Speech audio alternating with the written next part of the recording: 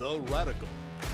Fundamental principles of freedom, rational self-interest, and individual rights. This is the Yaron Brook Show. All right, everybody, welcome to Yaron Brook Show on this Sunday, September 29th, for a special edition of the Yaron Brook Show, kind of giving you a update on my views about the war in the Middle East, what's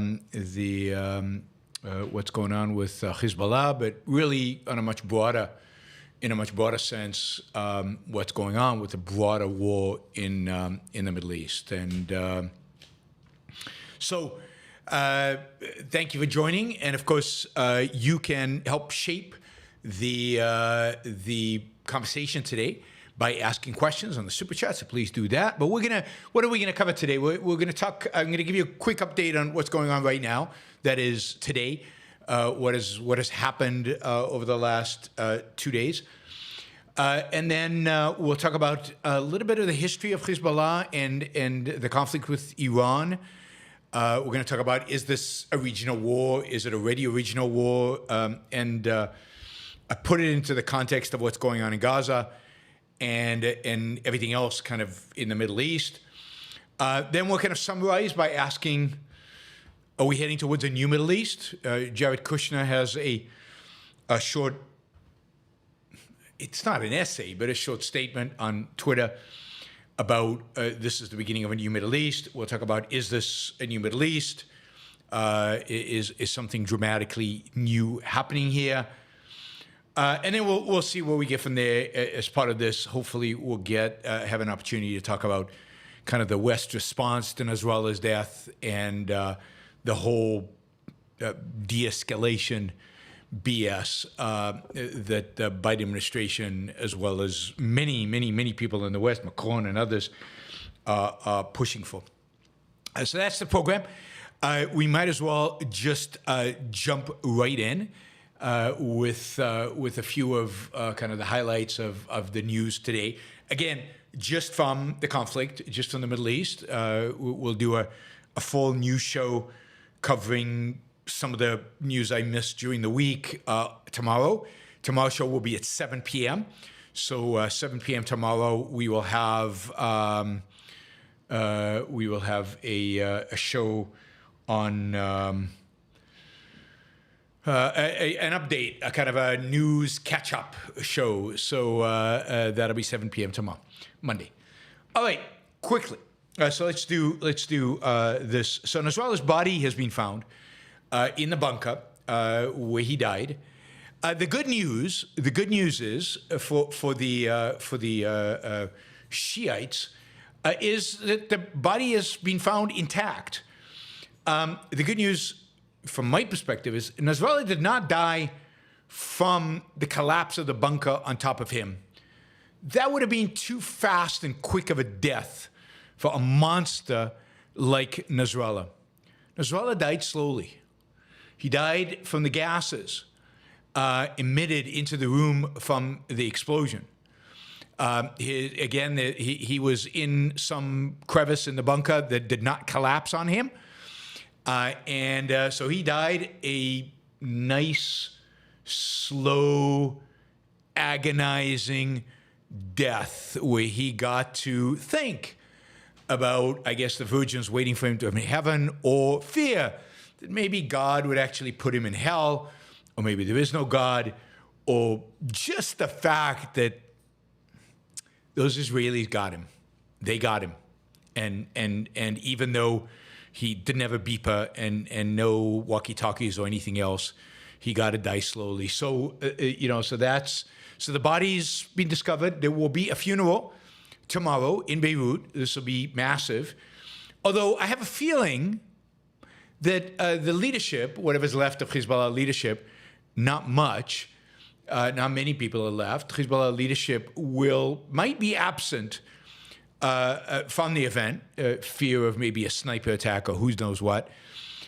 It's also, so the funeral will be held tomorrow. There's also an expectation that Hezbollah will announce tomorrow who the heir to Nasrallah is. there seems to be some conflict within the organization in terms of who that should be and what direction the organization should take, and where, for example, whether they should attempt to continue the current war with Israel right now. The leading candidate for the replacement of Nasrallah is, I think, his nephew, Saif ad-Din, who is also married to the daughter of Soleimani. You remember Soleimani, the guy that the Iranians that Trump had assassinated? He has good relations with the Iranians, and he spent a lot of time in Iran. He studied in Homs. Homs is the kind of spiritual home of Shiite Islam, and where all the Iranian clerics, all the Shiite clerics get trained. It is likely that this guy will be the next leader of Hezbollah. He has been with the organization over 30 years. He's in his, I think he's in his 60s. No, he's in his 50s. I think he's in his 50s. He's been kind of, I was going to say Bin Laden because they're all the same monsters. But he's been Nasrallah's right-hand man for decades now. He knows him, again, family relations, and he's been part of this for a very long time. He's also, funnily enough or not, he looks a lot like Nasrallah. He sounds a lot like Nasrallah, although he doesn't have that, whatever it is that Nasrallah had, that kind of, which they claim is some kind of, a certain charisma. He doesn't have that, and he's not a great orator like they claim Nasrallah was. So that is probably going to be the new head. Israel, over the last 48 hours, or really since the bombing of Nasrallah's bunker and the killing of Nasrallah, they haven't stopped, amazingly. They have been bombing ruthlessly throughout South Lebanon, the Bekaa Valley, North Lebanon, and in that neighborhood in Beirut, the neighborhood where the Shiites dominate. By the way, I looked at a graph. I saw this little graph that showed that this neighborhood, where basically Hezbollah runs everything, this neighborhood in 1975 was a 50% Christian neighborhood. There were basically no Shiites there. Sunnis, Christians, primarily Christians of various denominations. No Shiites there, and now it's 100% Shiite, dominated by Hezbollah. Anyway, they've been attacking there. They've killed a number of additional people in the leadership of Hezbollah. So they're making the decision about who should replace Nasrallah fairly easy, because they're basically killing all the candidates, except maybe the one who's left over. Let's see. So Israel's continued to attack all over Lebanon and destroying infrastructure, destroying caches of weapon systems, destroying the capability to launch the weapons because they're destroying launches. Nasrallah died, and the response has been pretty muted. I mean, nobody could have believed that this would indeed be the case. But everybody expected, if Nasrallah was ever taken out, thousands, tens of thousands of rockets would be launched against Israel. Ain't happening. Barrage here, barrage there, many of them falling in completely uninhabited areas, as if they've lost their capability of targeting them. That could be because the people who actually know what they were doing are all being killed. It could be that Israel's destroyed their smarter bombs. Anyway, just nothing. No Israeli has died since Nasrallah's death. I don't think maybe somebody's been injured, but no Israelis died since Nasrallah's death, which is pretty amazing. Pretty amazing. Completely unexpected. Nobody saw this coming. I mean, Hezbollah was this mighty force that Israel was doomed to even try to deal with. And it's just fizzled away. So Israel continues to attack Lebanon, Syria, Hezbollah targets. There's rumors, about 12 hours ago, there were rumors of a the beginning of an Israeli ground invasion into southern Lebanon or incursion into southern Lebanon. I don't know that that's happened. It's gone silent. So this is not something that could go. If they're invading, they're invading. Everybody in the world would know. So I have a sense that this is that was maybe a special op or something like that, but not a full scale entry into South Lebanon. Whether that's justified, whether that's needed or not, we can talk about in a little while. But certainly that does not seem to have happened yet. Does not seem to happening. Over the last 48 hours, the Houthis have launched. Actually, even before that, while I was in Israel, just before I arrived in Israel, the Houthis launched a missile towards Tel Aviv. They've launched a few others since then. So Israel responded today, 1,800 kilometers away from Israel. They responded with airplanes flying there, both fighter planes and bombers, and refueling airplanes. So a massive operation, 1,800 kilometers away from Israel's base. So that's over 1,000 miles. Israel basically destroyed another of the kind of oil facilities in the port that the Houthis control. And they destroyed a couple of power stations in Yemen. I don't know how much this is going to slow down the Houthis. A lot more needs to be done in order to destroy their capabilities. It's hard to believe that Israel could do it alone. I mean, they probably could, but it would be very expensive and very time-consuming and very effort-consuming, whereas the United States could do it in hours and crush the Houthis and destroy them. This operation against the Houthis that Israel engaged in was coordinated with the U.S. The U.S. was aware of it, did give it a thumbs up. Why it didn't participate, given that it's U.S. trade, it's the U.S. fleet that's bogged down over there, it's U.S. trade that is being destroyed, it's European trade. Why NATO isn't down there eviscerating the Houthis? Only God knows. No, I mean, this is exactly the sign. Israel here is leading the West away from its dedication to compromise and appeasement, and the West is resisting that. So Israel's showing the way, and the West is going, well, we're not quite ready. We want to peace some more. We want to de-escalate. We're afraid. We're not. We can't do it.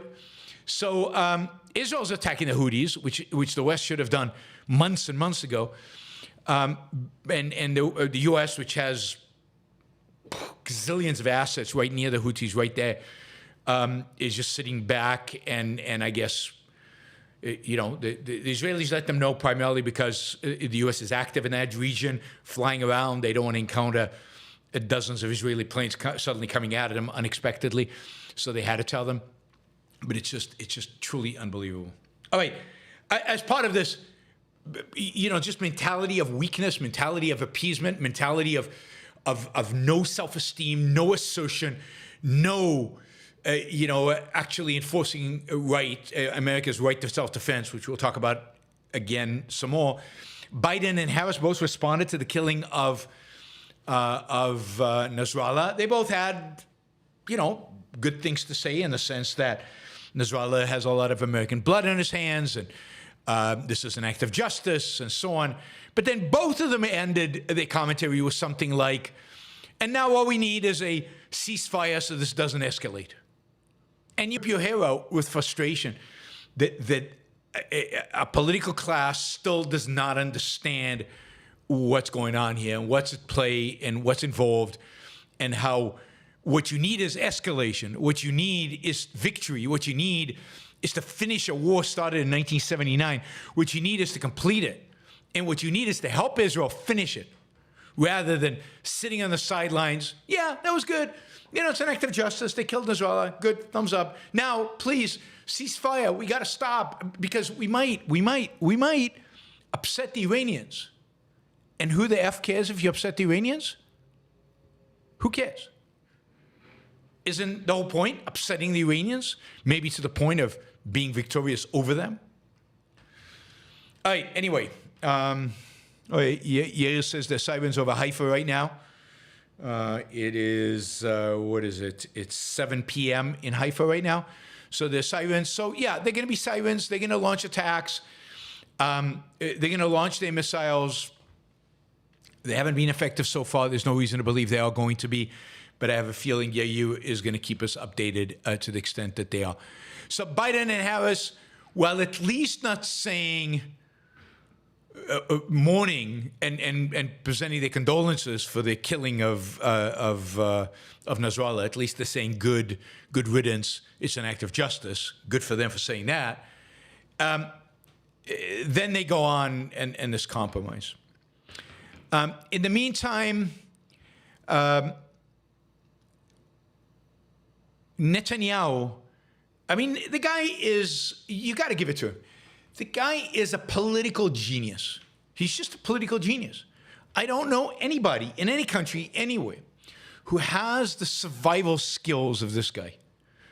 It's just, you know, he sensed that it was time to go north because Gaza was mainly not quite done, but was at a place where there wasn't much to do. His coalition was fragmenting. There was a lot of infighting about a bunch of different things, particularly the drafting of the ultra-Orthodox. And he needed to bolster his coalition. So, you know, he also sensed that Israelis and his defense secretary were basically pushing for doing something with Hezbollah in the north and allowing Israeli citizens to go back to their homes in the north and bringing some normalcy to life. So he went to the north, and you know they did this progression, and you know, amazing. What Israel did in the last 2 weeks will go down in history as one of the most brilliant campaigns ever. And you know, from an intelligence perspective, from an execution perspective, just brilliant. Now, remember, the foe has no aerial defenses, has nothing. I mean, you're basically in the air, free to do what you want. It also shows the power of air power when you can establish air power, just how much you can achieve, which is a whole other discussion. I mean, if Ukraine has taught us something about modern warfare, so is what's happened now in Lebanon has taught us something about modern warfare and the role of air power. And one of the reasons, one of the challenges Ukraine has is, but you see that with Russia as well. Neither one of them has control over the air, which makes the war much more difficult. But so Netanyahu did what he did, and he got tough. And in the meantime, he started negotiating with this other political party that's kind of right of center, former members of the Likud, former members of his political party, who left because they didn't like him. They didn't like the way he ran things. They were upset at him years ago. They left. They formed their own party. They're in the Knesset. Gideon Sa'ar and a number of other members. And they have been, since October 7th, scathing in their criticism of Netanyahu, in the criticism of the execution of the war, mainly from, if you will, I won't say from the right, but from a more assertive perspective. They were better. I actually interviewed one of the members from that political party on my show in Hebrew, where she basically skewered Netanyahu. And I mean, she was more scathing about Netanyahu than I am. And she, you know, she articulated what a victory would look like, and she was absolutely 100% right. And she talked about Netanyahu's big gun speeches and everything but action. Anyway, so Netanyahu basically took something out of their playbook and got really, really tough in Lebanon, right? And as a consequence, has now gotten this political party to join his coalition. It gives him now 4 new members to the coalition.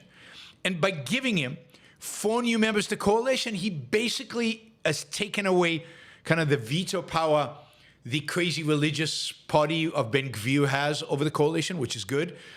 But he's also given it life. And he basically has secured himself the prime minister's position in Israel until 2026, which after October 7th was literally unthinkable.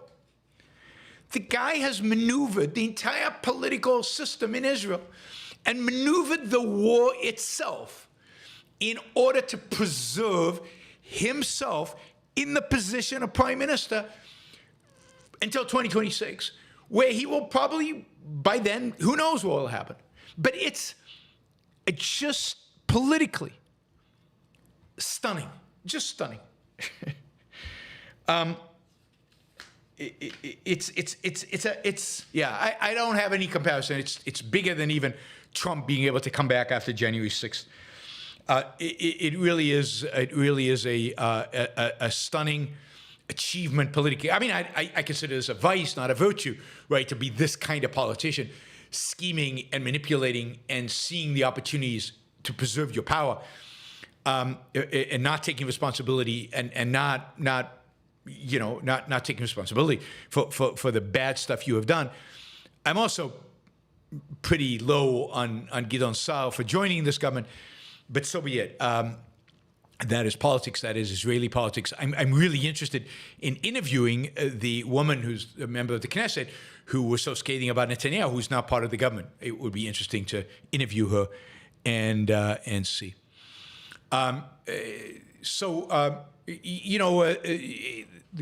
do not. I know everybody wants to give Netanyahu credit for this. I do not give Netanyahu credit for this. Netanyahu did this because he was pushed into a corner. And this is not about leadership. This is about stunning intelligence, unbelievably military execution. This is about the Israeli army redeeming itself for 10-7. This is about a military force that is probably the best in the world. It's small, but it's in terms of execution probably the best in the world.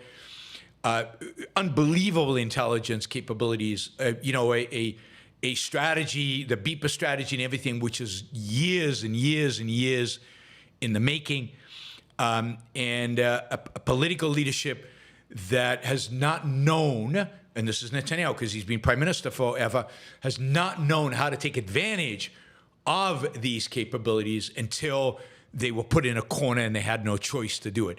And again, Netanyahu was pushed into this by his defense secretary. He was pushed into this by his opposition. He was pushed into this by the Israeli public and he was pushed into this by needing a distraction from the hostages. So I'm never going to win this battle with you guys who love Bibi. I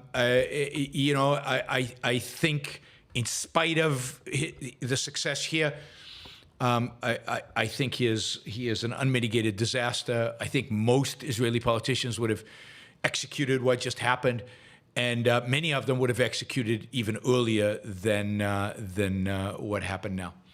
But I'm just not able to convince some people who are blinded by his amazing speeches that he gives. All right. Two other things that are kind of happening, and then I want to do a kind of a bigger picture historical analysis of what is going on here. One is, it is interesting in the West to observe who is mourning Nasrallah, right? So if you look at AP, this is, you get a sense of kind of the so-called bias, but this is like an anti-civilizational bias. AP's headline is "Charismatic and Shrewd: A Look at Longtime Hezbollah Leader Hassan Nasrallah." Charismatic, shrewd. Nothing there about him being a vicious, homicidal terrorist who unbelievably destructive and responsible for wars and the deaths of hundreds, thousands of people over the years, really tens of thousands if you include Syria. Here's from the New York Times. Over his 32 years of leadership, leading the organization, and with the support of Iran, he built Hezbollah into a domestic political force and one of the most heavily armed non-state forces in the world. Mr. Nasrallah was opposed to Israel, which he called the Zionist entity, and maintained that there should be one Palestine with equality for Muslims, Jews, and Christians. A powerful orator, he was beloved among many Shiite Muslims, a historically marginalized group in the Arab world, and created a state within a state in Lebanon that provided social services. I mean, this is insanity. While Nasrallah in one interview said he believed in one state with equality of Muslims, Jews, and Christians, but in every other occasion, he was very clear about the fact that he supported a global jihad and the establishment of Sharia law over all of the world, never mind over Israel. He had no intentions of creating an equal one-state solution for Palestine, even though, again, he did mention it in one interview.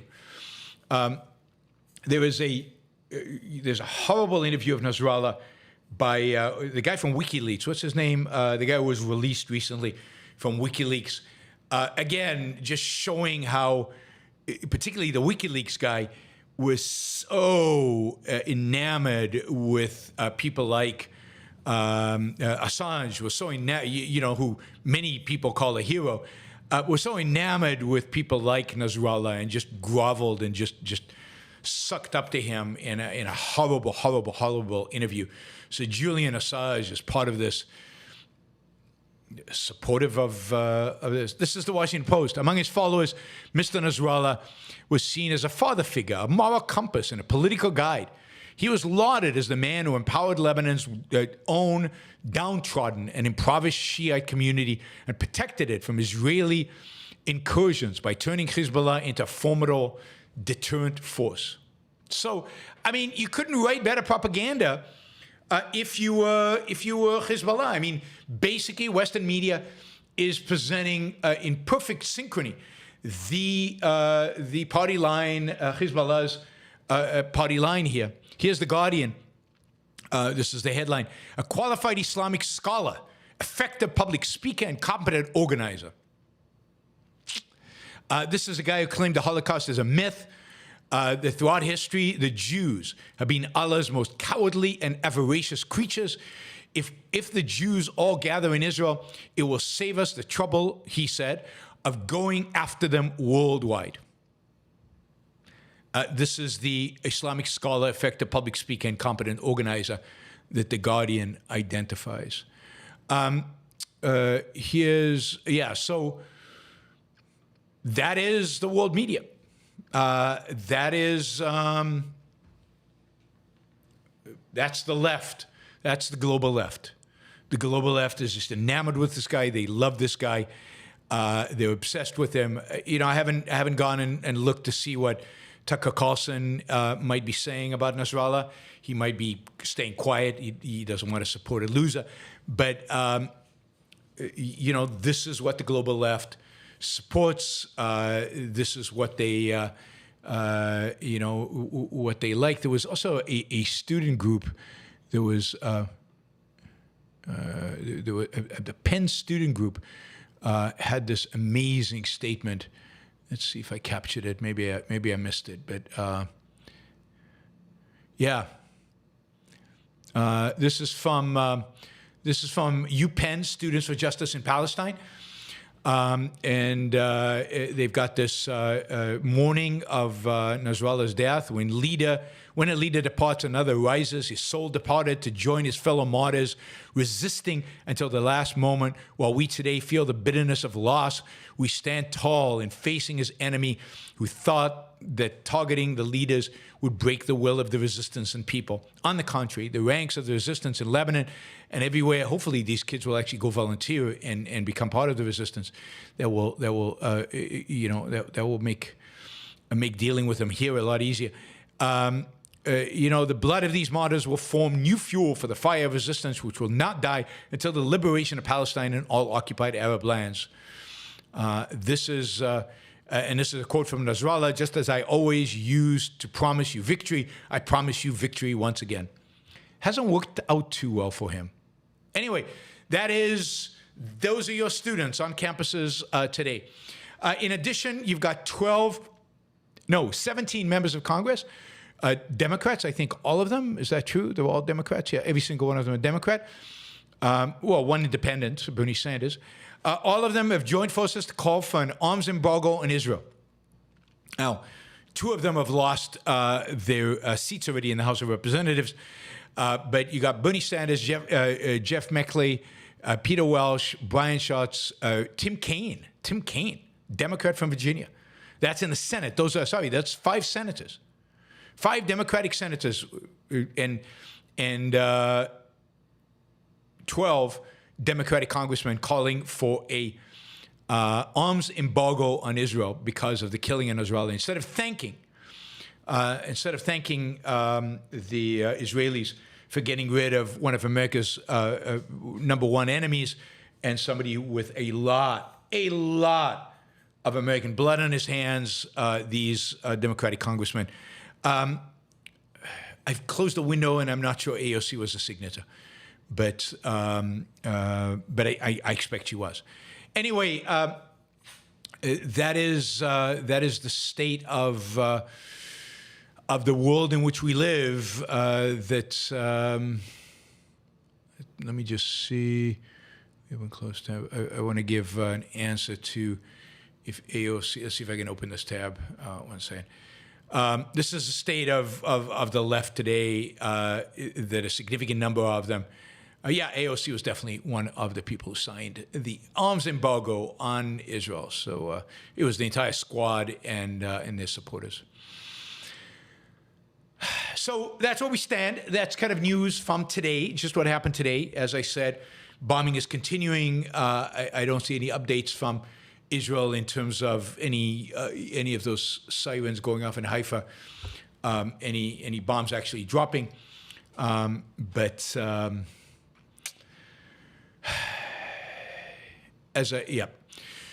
I want to step back a second and let me just say, I think Nasrallah's death is an amazing opportunity.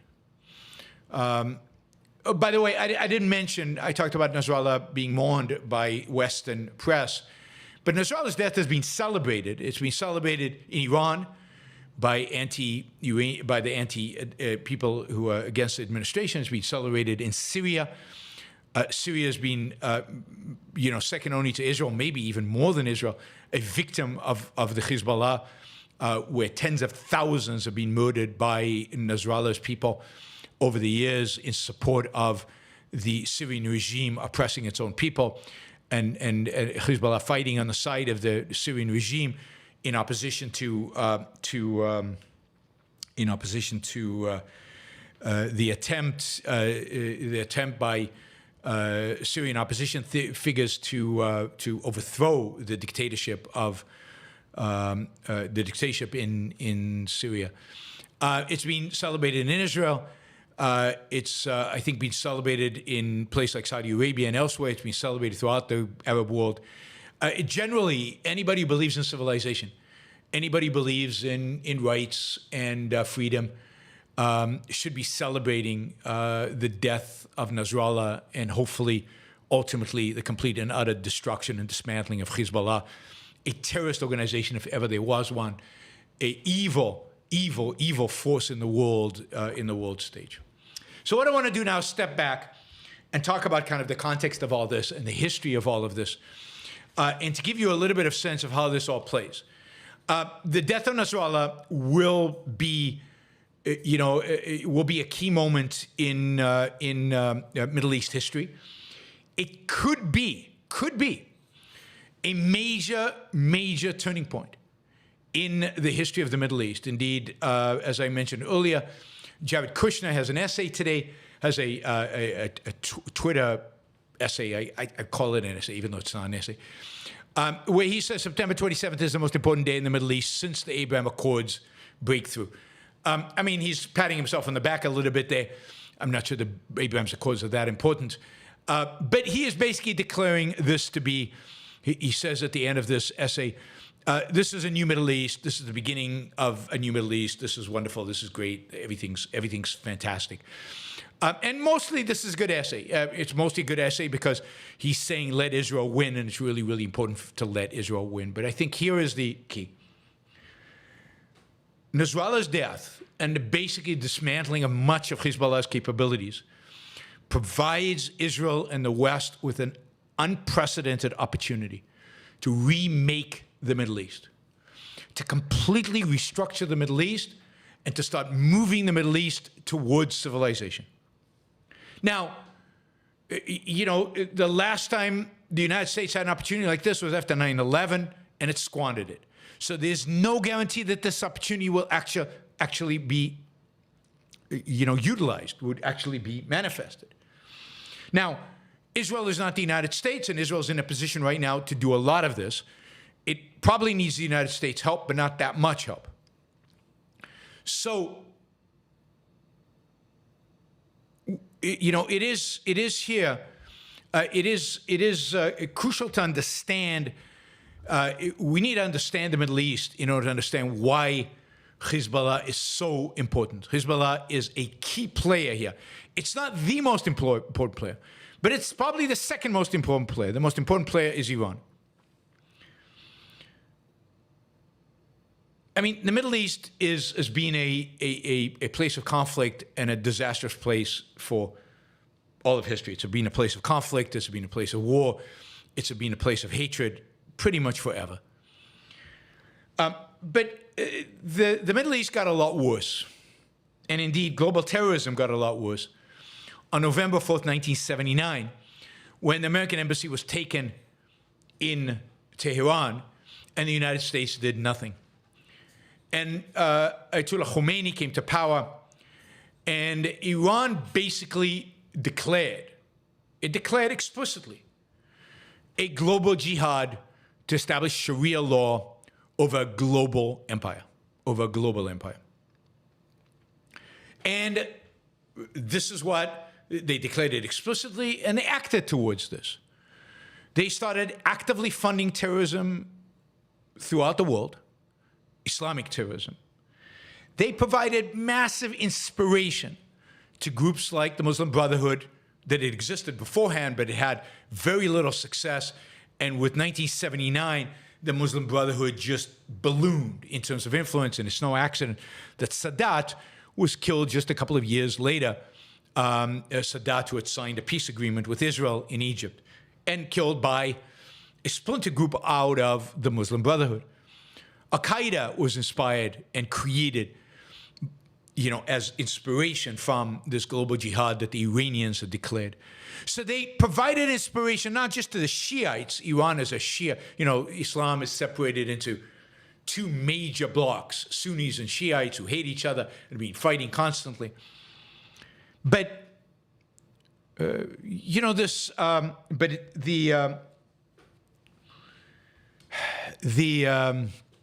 Iranians didn't care whether you were Shiite or Sunni at the end of the day. Indeed, what they cared about was hatred of the West, hatred of everything the West represented, and declaring war on the West. This is exactly what they did. Again, they made this explicit. And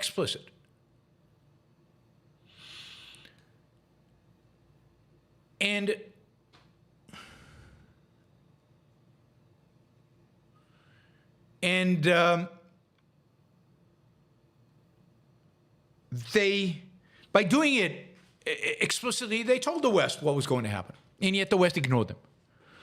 Reagan cut a deal with them, arms for hostages, if you remember. But immediately, the Iran was starting to branch out all over the Middle East and really all over the world. As part of that, in 1983, they sent agents, or 82 really, they sent agents into Lebanon. Lebanon at the time was being occupied, the whole of southern Lebanon, everything from Beirut south was being occupied by Israel. They sent agents to Lebanon to try to recruit from the Shiite population. The Shiite population was relatively small, politically insignificant. The main political power in Lebanon were the Christians and the Sunnis. And as a consequence of that, Hezbollah was founded. It was founded by the Iranians at the time, primarily as a force to try to kick the Israelis out of Lebanon, and then to kick the Americans, the French, the Germans, who had forces, peacekeeping forces, in Lebanon. And indeed, the first action was the bombing of an Israeli military base, but then very shortly afterwards, they bombed the Marine barracks, where they killed 241 Marines and about 100 French soldiers. They bombed the American embassy. They bombed other embassies. They basically created havoc in Lebanon and slowly started attacking Israel. And then as Israel retreated from Lebanon, which it always intended to, leave Lebanon, Hezbollah took the credit for basically pushing Israel out of Lebanon. Then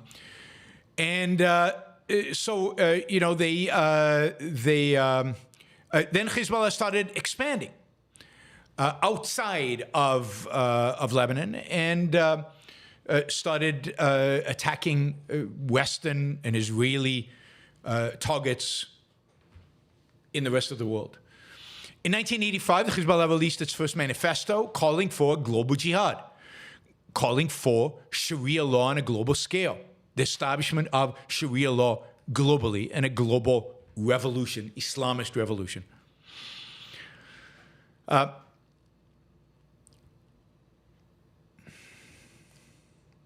in 1989, until 1989, there was kind of a civil war ongoing within Lebanon, even as Israel had occupied big chunks of that. That ended towards the late 80s, early 90s. But Hezbollah gained a real foot in Lebanese politics. By the way, as part of the agreement to end the civil war in Lebanon, Hezbollah, all the militias in Lebanon were ordered to disarm, with the arms going to the Lebanese army, except for Hezbollah. Hezbollah was the only entity allowed to keep its arms. In 1992, the Israeli embassy in Buenos Aires was bombed, an attack attributed to Hezbollah. That year, also, Hassan Nasrallah becomes the leader of Hezbollah after his predecessor is assassinated by Israel. And it also, 1992, is the first year in which Hezbollah wins 8 seats in parliament. It's the first time it starts participating in Lebanese national elections. So it becomes a political force within Lebanon. In 1994, there's a car bombing at Israel's London embassy. And then Buenos Aires Jewish Community Center is bombed. 80 plus people are killed, all attributed to Hezbollah. In 1997, the United States designated Hezbollah a foreign terrorist organization. Not sure exactly why it took it that long, given that the first people who were victims of Hezbollah were Americans in the U.S. Embassy. 63 people died, and then another 241 a few days later in the barracks. So, but it took them only, 14 years to decide Hezbollah was actually a terrorist organization. But that's typical, again, typical of American foreign policy. Whether Reagan, whether Bush, whether Clinton, doesn't matter. Whether Trump, whether anybody. By the way, the bombings of Buenos Aires attributed to Hezbollah and funded by Iran, there is good evidence to suggest that the Argentinian leadership figured out very quickly that the Hezbollah were behind it, and the Iranians basically paid them to stay quiet. And that Kirchner, who was just defeated by Milei, she was the vice president in the previous administration, was indeed received suitcases of cash, and that the prosecutor, the Argentinian prosecutor, who was going to bring charges against Iran and Hezbollah, was actually died the day before he was going to, he committed suicide. He was shot and then fell out of the window. No, I mean, he supposedly committed suicide, murdered, the day before he was supposed to provide the evidence to the Argentinian parliament. In 2005, the Lebanese Prime Minister Rafik Hariri, very famous, from a very famous Christian family in Lebanon, was assassinated, again attributed to Hezbollah. In 2006, Hezbollah entered into Israel and abducted 2 Israeli soldiers, which sparked a month-long war with Israel that left about 1,000 Lebanese and 50 Israelis dead. It was, again, Netanyahu's opportunity to deal with Hezbollah, which he did not do in 2006. It was a failed war. It was considered a real disaster for Israel, even though it was also a disaster for Hezbollah. In 2009, Hezbollah updates its manifesto where it supposedly expresses more openness to the democratic process. After all, it is participating in elections in Lebanon.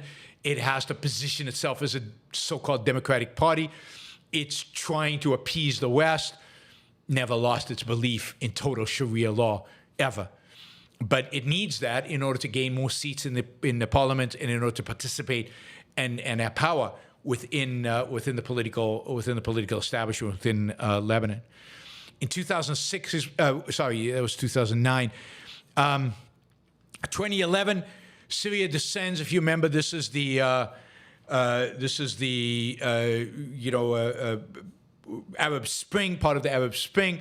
Syria descends into civil war. Hezbollah sends thousands of fighters to support Bashar al-Assad, including, and here, they're just the most brutal, horrible, unbelievable, what they do to the Syrians. I mean, there's some, you can see some of the numbers are truly astounding, of the tens of thousands of people in Syria that they murdered and killed all over Syria, from Aleppo to Hama to Homs in Syria, not Iran, to the entire border region with Lebanon. All of that was dominated by Hezbollah. Hezbollah massacred, raped, pillaged, starved to death tens of thousands of Syrians. And indeed, Syrian opposition have been celebrating the death of Nasrallah because they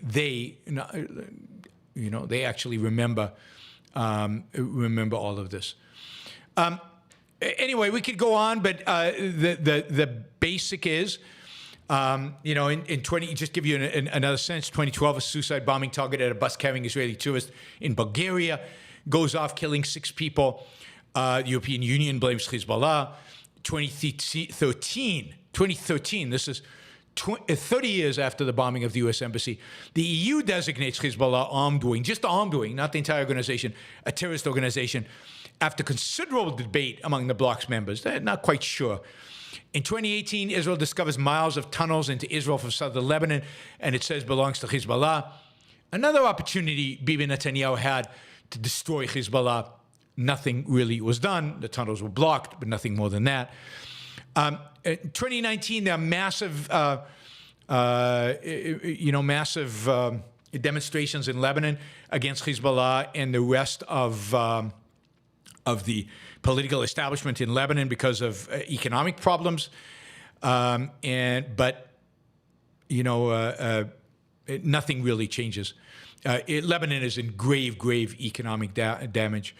And then, of course, we know September 8th, in support of Hamas, Hezbollah launches rockets against Israel. And I'm skipping over the many other atrocities that Hezbollah has committed over many years. Now, this all fits into a broader narrative, and that is fundamentally the narrative of Iran. So Iran is I think, fairly weak. In the 1980s, it fights a brutal war with Iraq. About 1 million people die in that war. It's basically fought to a stalemate. They can't beat the Iraqis. This is to suggest how strong the Iranian military is they couldn't even beat the Iraqi military, which it took the United States just a few days to beat. But Iran, during this period in the 80s and 90s, is fairly weak. They are, at the margins, trying to develop a nuclear program. They haven't achieved much with that. I think the turning point for Iran, Troy, thank you. Troy just came in with $500 Australian. Really appreciate the support, Troy. Thank you. The thing, if you will, funnily enough, ironically enough, that actually makes Iran a significant force. So up until, so during the 80s and 90s, they're supporting Hezbollah, they're supporting other terrorism around the world, but they're not making any big breakthroughs. The bigger breakthroughs are really achieved by the Sunnis, Al-Qaeda, and the Muslim Brotherhood, and other kind of Sunni terrorist organizations. And but the thing that really is a pivot point for Iran is 9/11. Because what happens at 9/11, well, put it another way, because of the American response to 9/11, Iran became a dramatically more powerful force in the Middle East. 9/11 basically sowed the seeds for a few things. One, the invasion of Iraq handed the Iranians Iraq. Iraq, which had been a foe of Iran under Saddam Hussein, which Iran had fought a brutal, 8-year war against them. Suddenly, Iran was in play, and the Shiite majority, Iran, Shiite, Iraq, Shiite, suddenly, remember Saddam Hussein was Sunni, suddenly had an opportunity for political power. And who were they going to be influenced by if they had political power? Well, by Iran. It also gave Iran the opportunity to test itself against Americans. And they sent forces, they sent arms to the insurgents within Iran to kill as many Americans as possible, and they succeeded. And the consequences to Iran of that from America, were basically zero. Nothing. Nothing happened. So 9/11 basically handed on a silver platter.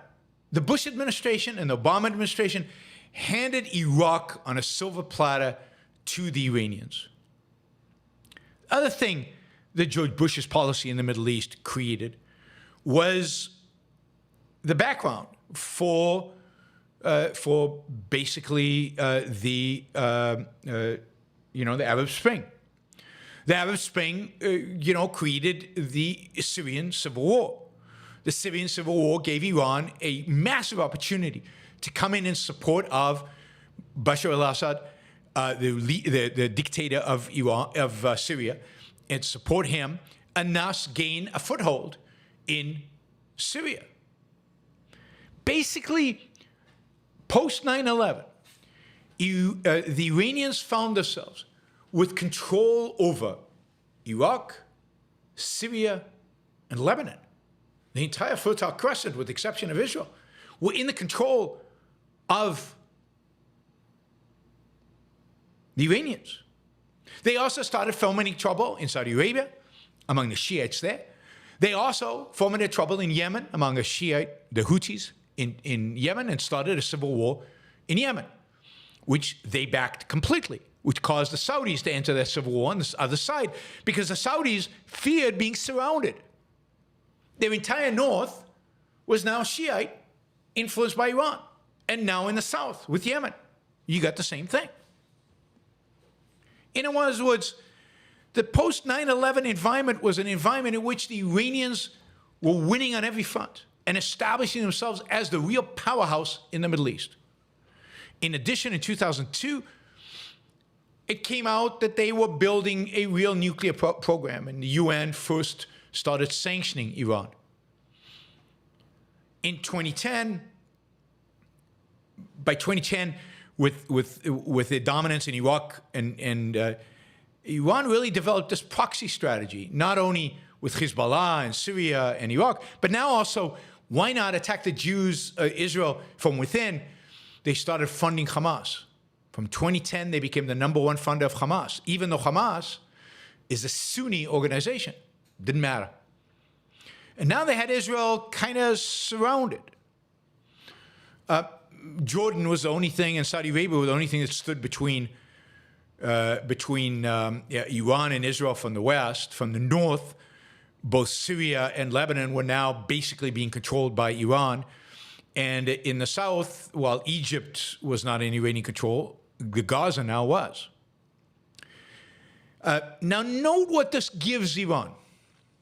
This gave Iran, in a sense, a guarantee, an insurance policy, that if Israel ever attacked its nuclear facilities, Iran could launch a massive attack on Israel from Lebanon, from Gaza, from Syria, and, as we know now, from the Houthis in Yemen, and from and even from Iraq.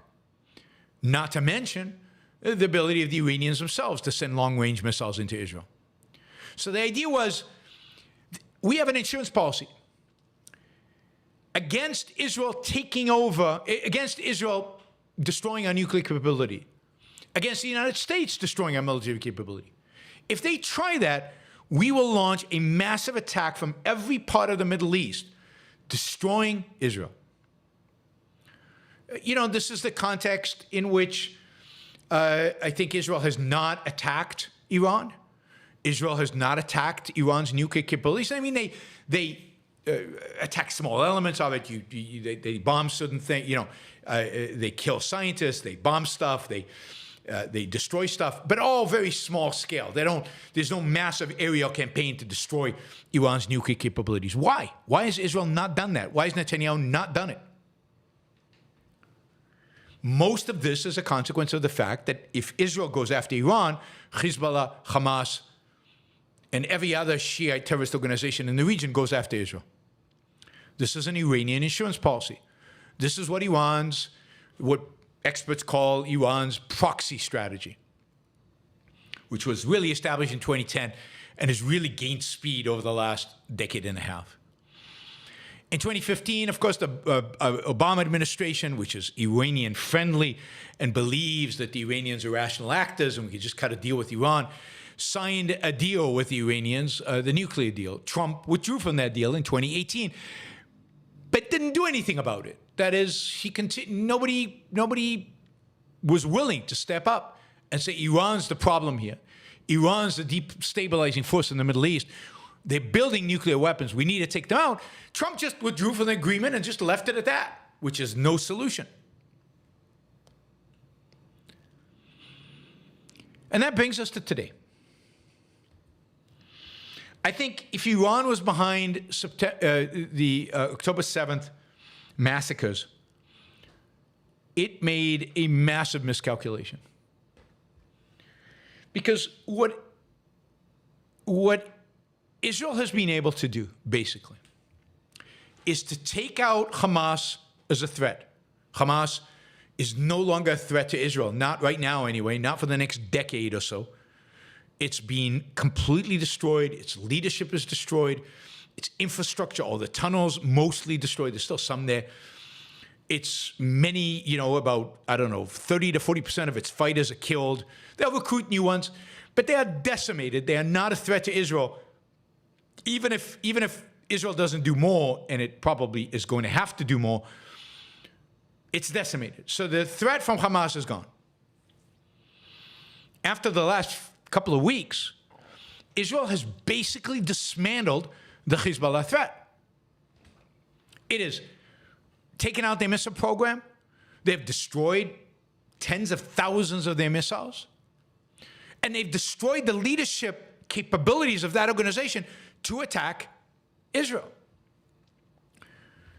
Hezbollah is a shell. It does not truly exist anymore. It exists. Again, there will be new leaders, but it will take them years. It took them well over a decade to build up the arsenal that they had 2 weeks ago. And that arsenal is mostly gone, and not mostly, but a huge amount of it. They're completely in disarray. They have no leadership right now. They'll have to find new ones. And they're weak. They can't launch an attack on Israel. They would have if they could have. Israel killed Nasrallah, and there's been really no dramatic, significant response. Hezbollah, again, for the next decade is finished. Even if Israel doesn't do the next step. Now, I think it should. We'll talk about that in a minute. This creates massive vulnerability for Iran. Iran's insurance policies have just expired. If anybody attacks Iran's nuclear program, Iran cannot respond locally against Israel. It cannot attack Israel from its northern border, from the southern border, from everywhere. It can launch its own missiles against Israel. We saw how effective that was a couple of months ago when they did that. They have no capacity to protect themselves. Their air defense systems cannot deal with Israelis. We've seen that. We've seen that in Syria. Israel dominates the skies of Syria in spite of the fact that Syria has Russian air defense systems. You know, Iran might have more advanced ones, but it won't make any difference. They're no match for the Israeli Air Force. Certainly no match for the American Air Force. So Israel, the United States, NATO have the capability, have the ability now to freely destroy Iran's nuclear capabilities without the fear of retribution that could kill many, many people. I told you before that if Hezbollah, this is weeks and weeks and weeks ago, if Hezbollah got really, really serious about a war in Israel, they could launch thousands of missiles. But now they can't. Israel's taken that capability away from them. And Israeli intelligence is such, it's so well embedded in one way or another into Hezbollah that it knows when they're about to launch, particularly their strategic missiles, and they've taken them out. So right now, for a few years, but right now in particular, there is this unbelievable opportunity to once and for all take out Iran's nuclear capabilities and maybe even take out the Iranian regime without putting boots on the ground. I mean, imagine if the West had balls, guts, courage, self-esteem, a spine. Then right now, the Israelis and the Americans, the Brits, the French, would be sitting down and saying, okay, now's our time. Let's do this. And they would launch a coordinated, massive attack on every single one of Iran's nuclear facilities, every single one of them destroyed. And at the same time, destroy their capability to launch missiles.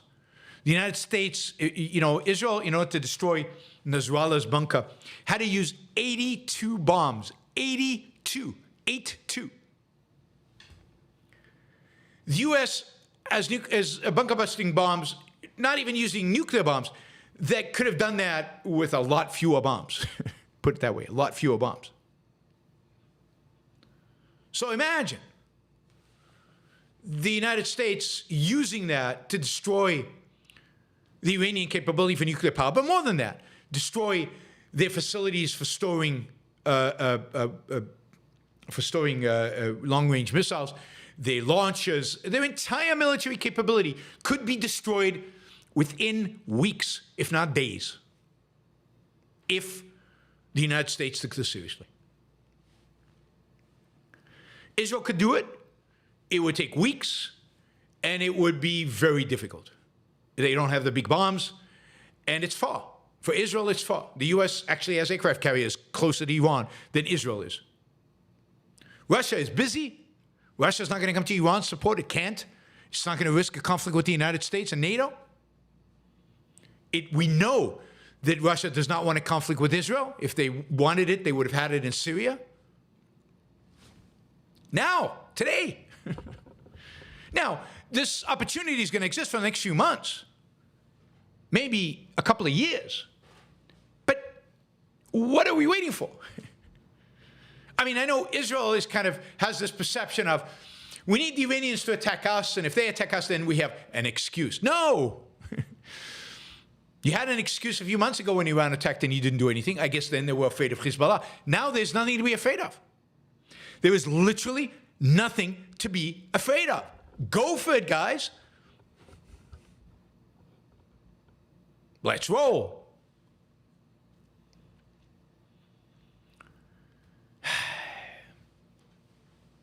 You know, people are talking about, we can't escalate. We don't want a regional war. The war is regional. The war's always been regional. There's been a regional war going on since 1979. Iran versus the rest of us. And Iran is a big player in the world. And we've handed them on a silver platter power. We've handed them on a silver platter control. We've allowed them to achieve this amazing military successes, political successes, geopolitical influence. But there is a regional war going on. It's going on in Yemen. It's going on in Iraq. It's going on in Syria. It's going on in Lebanon. It's going on in Gaza. It's going on in Israel. Now's the time to end it. You could actually bring peace to the Middle East in a significant way. You could change the entire dynamics of the Middle East. If you took out Iran, Iraq would have to recalibrate. It would have to look for new allies. Maybe it would seek a more moderate direction. Maybe it would seek the West. Maybe it would seek the Saudis. Now, we'll get to the Saudis, but better than the Iranians at this point. Syria. Yeah, the civil war would start up again, but this time, without Iranian support for the regime and maybe a Sunni coalition to destroy Bashar al-Assad and kick the Russians out, you could see a completely reformed Syria. And under those circumstances, maybe they would want peace with Israel. Lebanon, this is the great opportunity the Lebanese have. Maybe not quite yet, but soon, if Israel continues, of a weakened Hezbollah to the point where the Lebanese army can take them out. And maybe demilitarize the Hezbollah. It's time for Lebanon, for all those parties within Lebanon, to assert control over their own country, kick Hezbollah. They can't kick them out, they're citizens of Lebanon, but take their weapons away. For the Christians and the Sunnis and the Druze to reestablish control over the country and to marginalize the Shiites. And then, it'd be great if they signed a peace deal with Israel. I mean, this is a real opportunity to restructure, reframe the Middle East, but it requires escalation. It requires war. It requires, really one word, victory. It requires victory. It requires Israeli victory, but not over Hezbollah and Hamas. It requires Israeli and American victory over Iran. And until we defeat Iran, nothing changes. I mean, it changes in the sense that we'll get peace for another decade or two, but not more than that. And Iran is weak internally. So it wouldn't take much to cause an internal revolution in Iran. What Israel needs to do right now is finish off Hezbollah to the best of its ability. That means it needs to go in on the ground in southern Lebanon. And between Israeli border and the Litani, dismantle every piece of infrastructure the Hezbollah has built. The tunnels, the missiles, the homes with bombs inside it, everything needs to be dismantled, and whatever Hezbollah troops are there need to be killed. And then it needs to reach out to the Lebanese, and encourage them to rise up against Hezbollah and provide them with support. If the Lebanese are willing to take out Hezbollah, we'll bomb them, we'll help you, we'll do whatever it takes in order for you to defeat Hezbollah.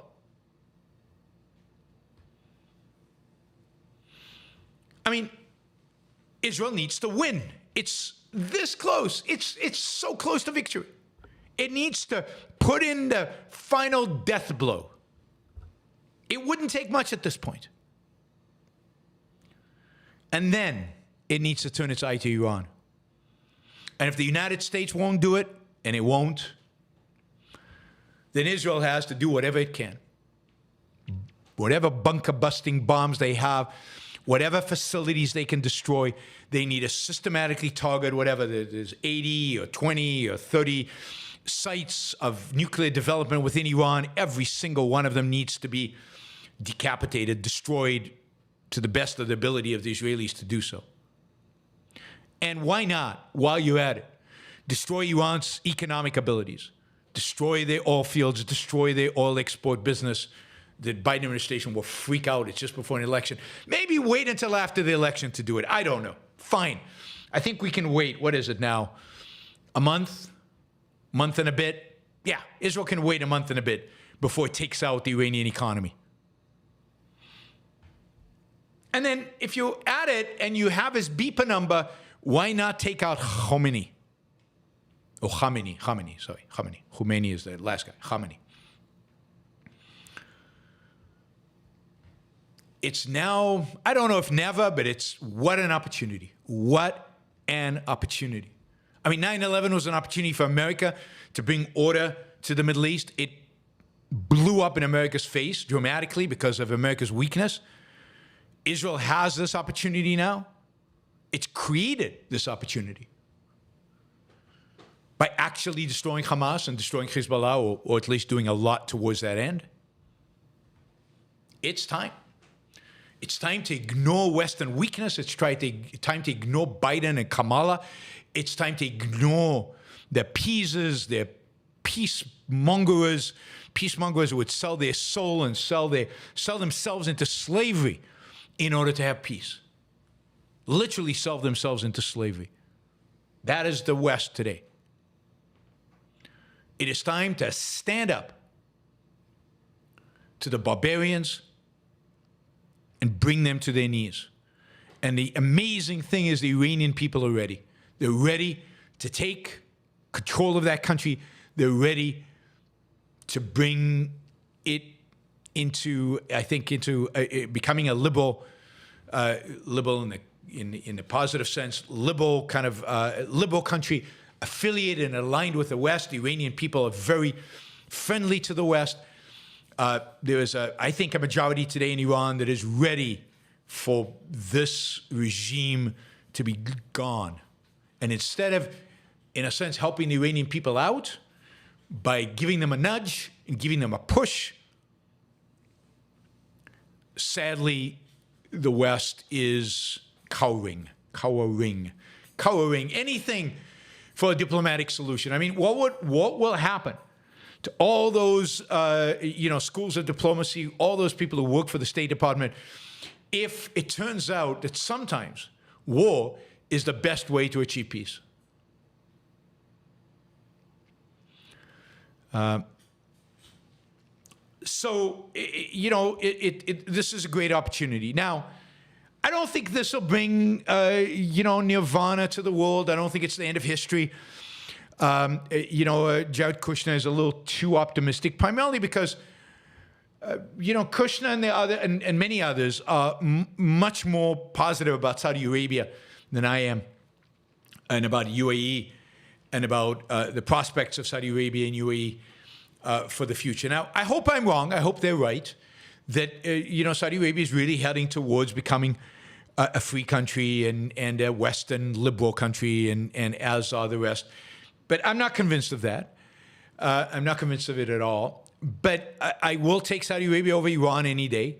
The Saudis have not shown an inclination for war, and the Iranians have. The Saudis seem to be, at least right now, opposed to global jihad, seems to be opposed to Sharia law, or at least softening the edges of Sharia law. And they seem to be interested in working with the West. Now, it could be that they want to work with the West so that long-term they can undermine the West. I don't know. I wouldn't put that past them. This is why, while the Abrahamic Accords are good and fine and everything, I don't trust authoritarians. I don't trust religious authoritarians like the Saudis. So I'm not going to celebrate those accords as if they're the greatest thing since sliced bread. So I think there's a certain naivete among people like Jared Kushner and others who think that the real solution to the Middle East is to hand it over to the Saudis. The real solution to the Middle East is to hand it over to the Israelis. Israel might just take it rather than being handed over to it. So good for Jared Kushner. He wrote a good article. You can read it. It's on X, and it's being cited by a bunch of people. I think it's quite good. But it's just a little too naive with regard to this question of Saudis. I will say this, that he is right, completely right, in a sense that this is, I think, the most important paragraph. He says, the right move now for America would be to tell Israel to finish the job. It's long overdue, and it's not only Israel's fight. And in that sense, I would say finish the job means take out Iran. That's what it means. And that's not hard. It would not be hard. And people are going to tell me it's hard, it's impossible, and so on. But they've said that. They said that about Hezbollah. They said that about Hamas. They said that about every conflict. And there it is. It's out. Some of the Arabs get it, right? This is from a Lebanese commentator on X. As a Lebanese, this is one of the happiest days in Lebanon's history. As a Middle Easterner, this is one of the most transformative days for the Middle East. As a human being who holds peace before my eyes, this is the most important day for our region. Nasrallah and Hezbollah have terrorized the Lebanese people since the 1980s.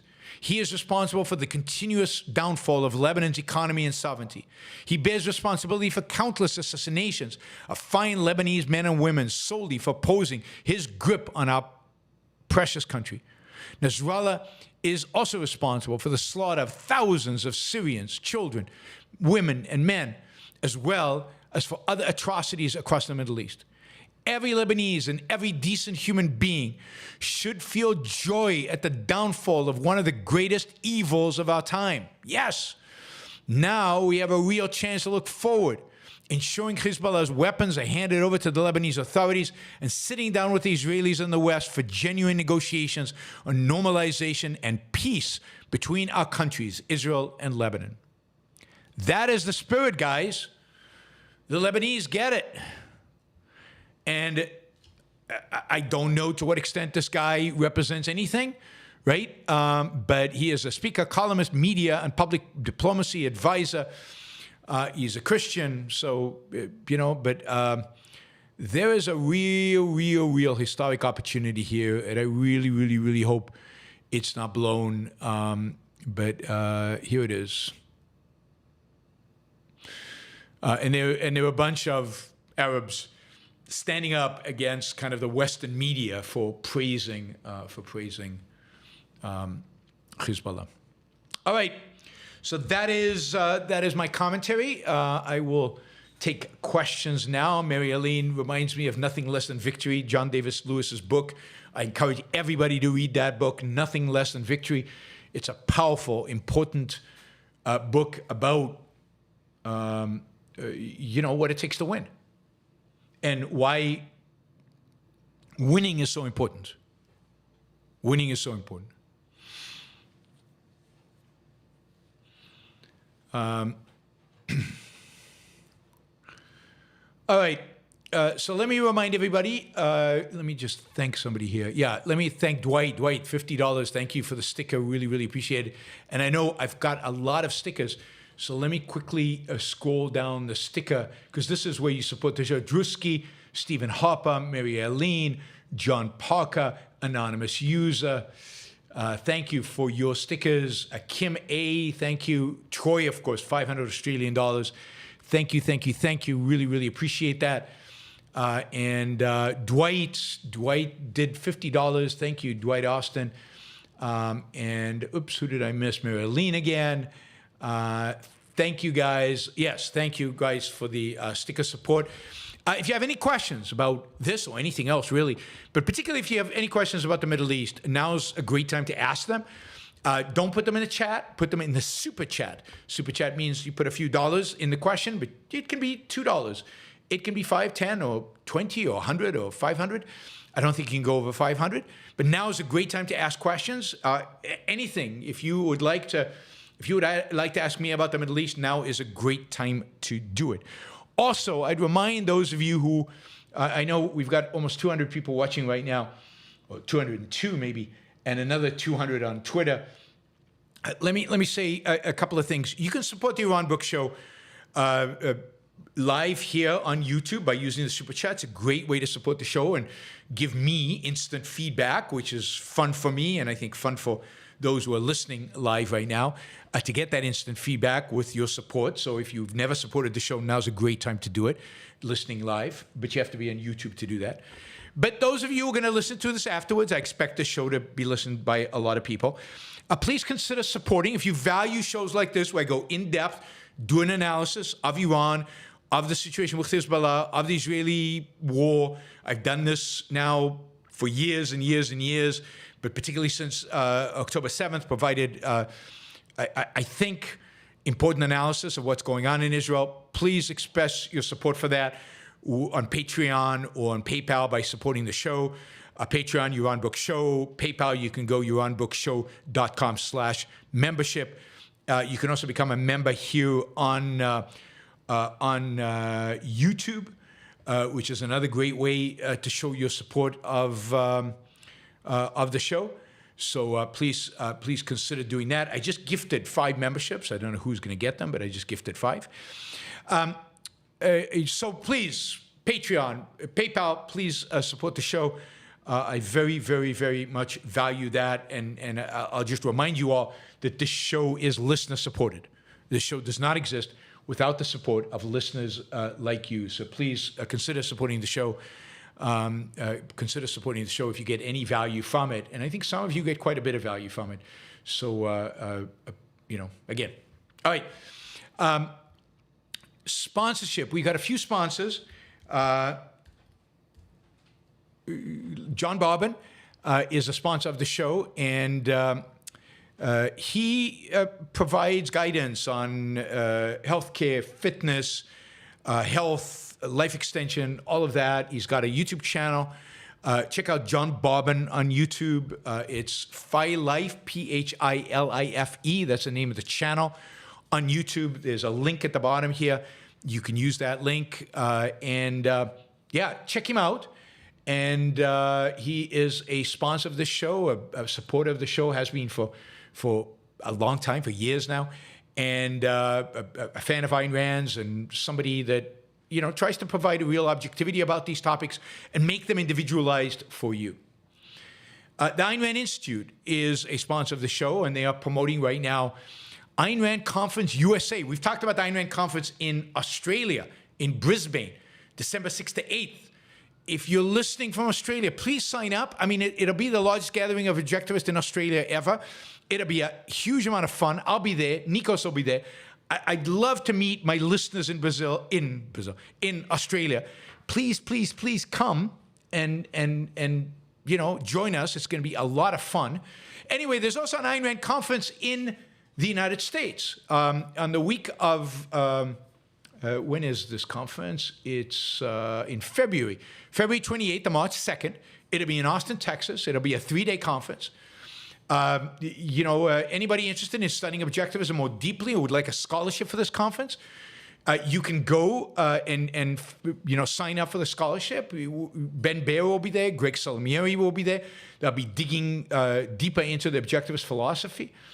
And you'll have the opportunity to engage with Ayn Rand's ideas and with ARU faculty, Ayn Rand University faculty. So please consider applying for a scholarship to the Ayn Rand Conference in Austin, February 28th to March 2nd. To do that, you go to aynrand.org, aynrand.org/start here, aynrand.org/start here. And finally, Alex Epstein is a sponsor of the Yaron Brook Show. He is, I think, the leading thinker in the world in issues related to energy, issues related to climate change, issues related to fossil fuels. You can find his work at alexepstein.substack.com, where he gives you talking points about pretty much every issue out there. Now, with the election, he is very active. I see him online all the time. He's putting out a huge quantity of material to try to shape the future of energy policy in the United States, no matter who wins, to shape it not only at the presidential level, but also at the congressional level, at the state level.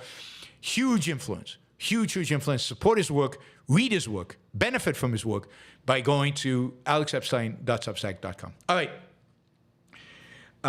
Let's see. John, thank you. Thank you for the sticker. Really, really, really appreciate it. We are slowly chipping away at our 3-hour goal. And we're going to go 3 hours here. We're going to go over 2 hours easily. So thank you for doing that. Keep going. This has been a month without a lot of shows. And the Super Chat was really weak while I was in Spain, partially because of the bad internet, but partially, I don't know, because of the unusual schedule, I think. But I'm hoping we're back. It would be great to have a great Super Chat today and tomorrow to make up for the fact that earlier in the month was weak in terms of support for the show. All right. First question I have from John Barban. He actually sent the question in.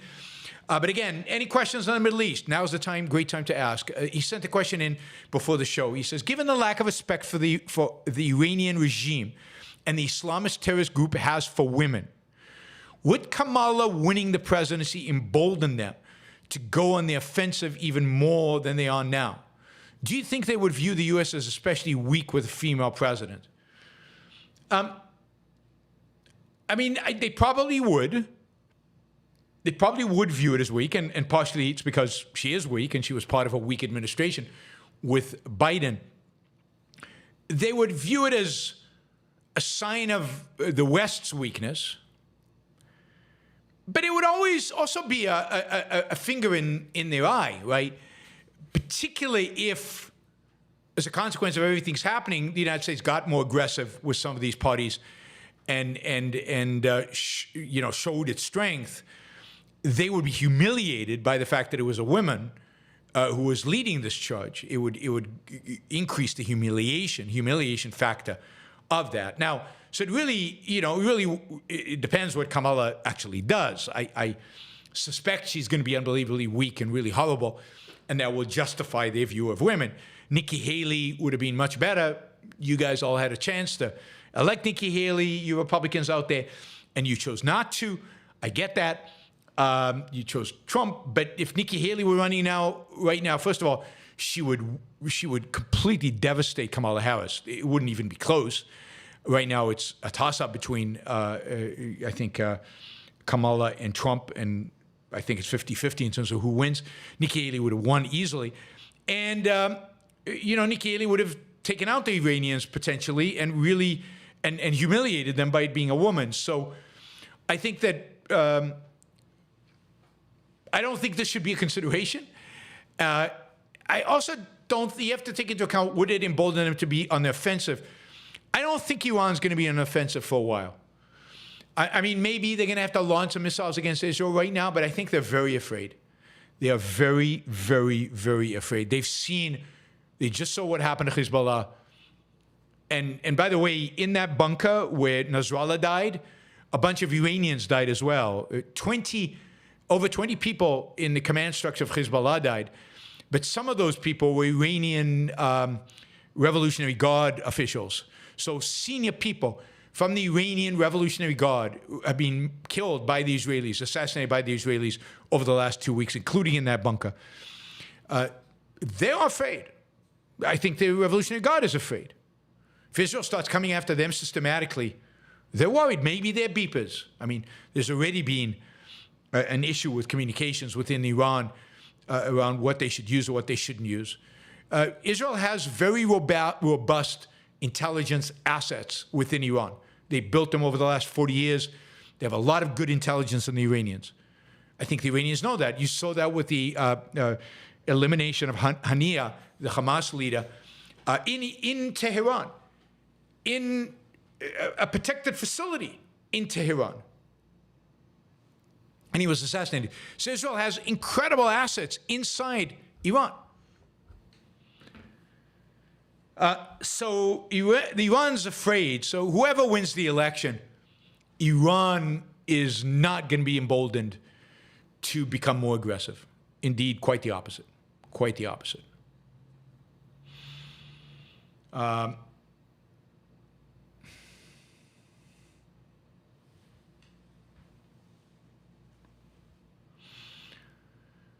All right, let me just thank Adri, $50. Thank you, Adri. Really appreciate that. Tom, thank you. John, thank you. Who else did I miss?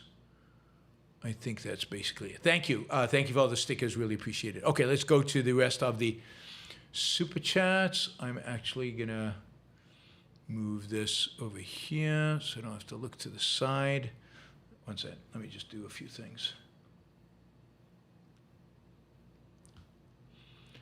All right. Zach has an unrelated question, but I will take it. And then I think most of the questions are related to what we're talking about. Zach says, I applied to Ayn Rand University and have an upcoming interview with Aaron Smith. Any recommendations on preparing for the interview? Also, you never posted the Denver conference info, and there's a chance I can attend. I didn't post the Denver info.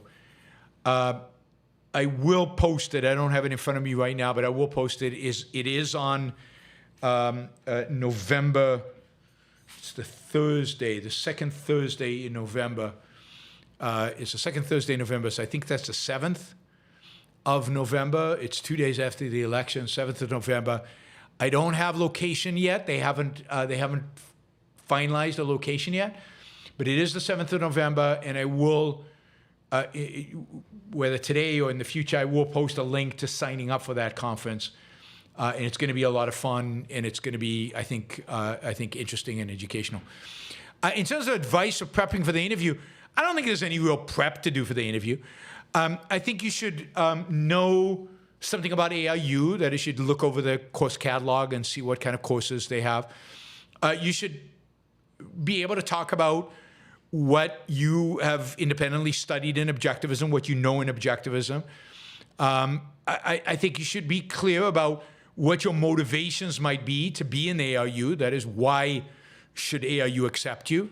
I think those are the things. I don't think there's anything in particular to prepare here. And the reality is, and this is true, I have no idea is the real bottom line, because I'm not part of the acceptance process. I'm not part of the interview process. I don't know what they ask in the interviews. I don't really know what the criteria are for entering into the ARU. I'm a board member. I have no involvement in the operations of the institute. I teach for the institute as an outside contractor, not as an employee and not as a participant in the program, really. So I really don't have a lot of advice other than, you know, have some confidence about why you want to go, why you want to be in the ARU, and what you know, and make sure you know what the ARU does and what it's training you for. That's the best I can do, Zach. Hopefully that is helpful. Would love to see you in one of my classes in the future at the ARU. I will be teaching 3 courses this coming year, but 2 I think that are pretty exciting. One is one is a course on finance, so finance class, history, but also morality, but also the functioning, how finance works.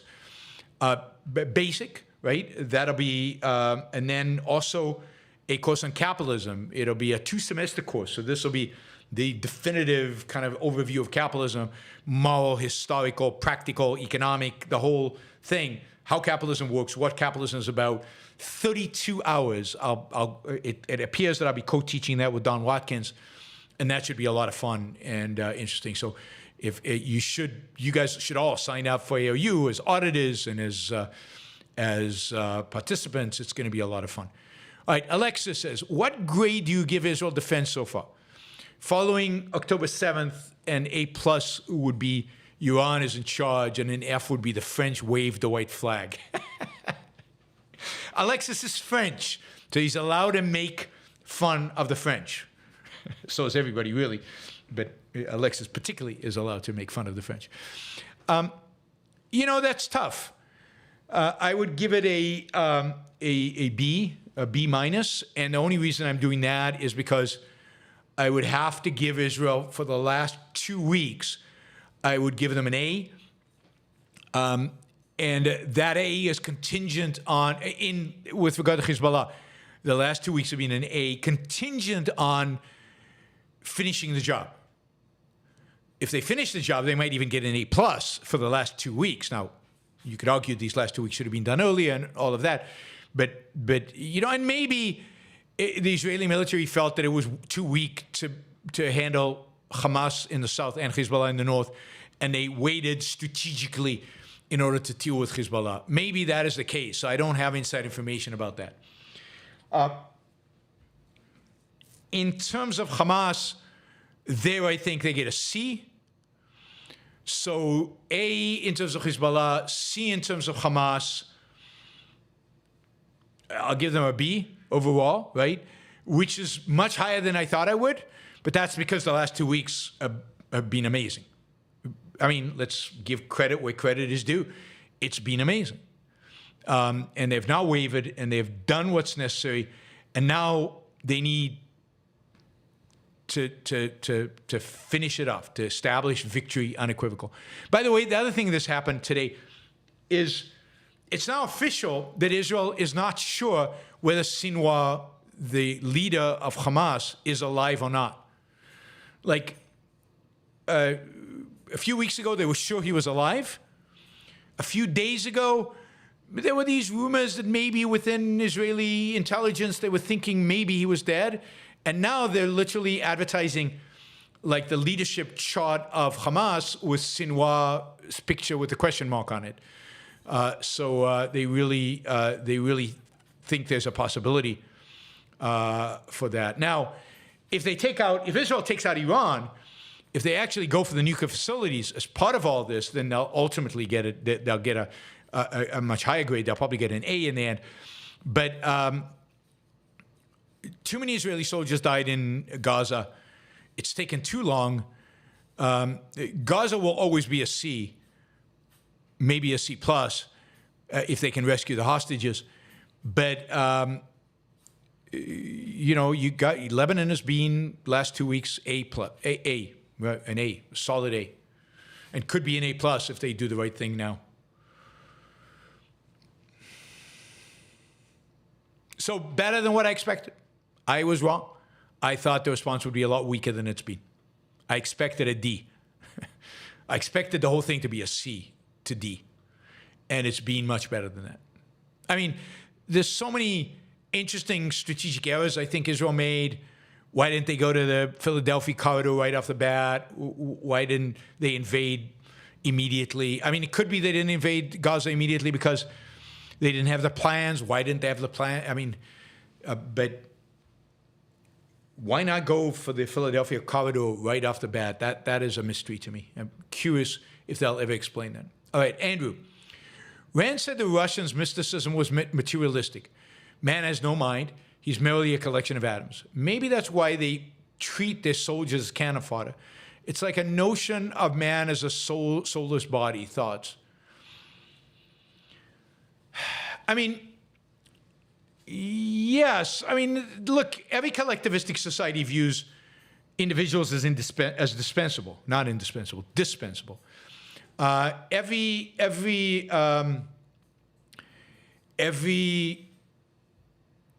collectivist society views their soldiers as cannon fodder. And the materialistic ones view them as soulless bodies. And I don't really, Russia's modern mysticism, I'm not sure it's as materialistic as it was during the communist era. During the communist era, I thought they were mystics and materialists.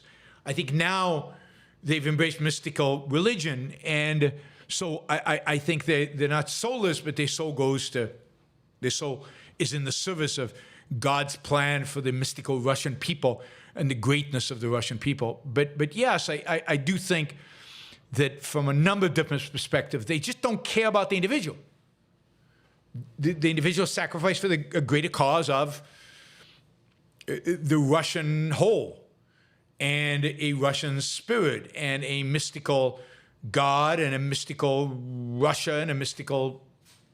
Once you embrace mysticism, the individual, particularly that kind of mysticism, the individual is gone. Now, I don't know that Russian mysticism is still quite as materialistic as it was under communism. I think it's now something... It has a significant spiritual component.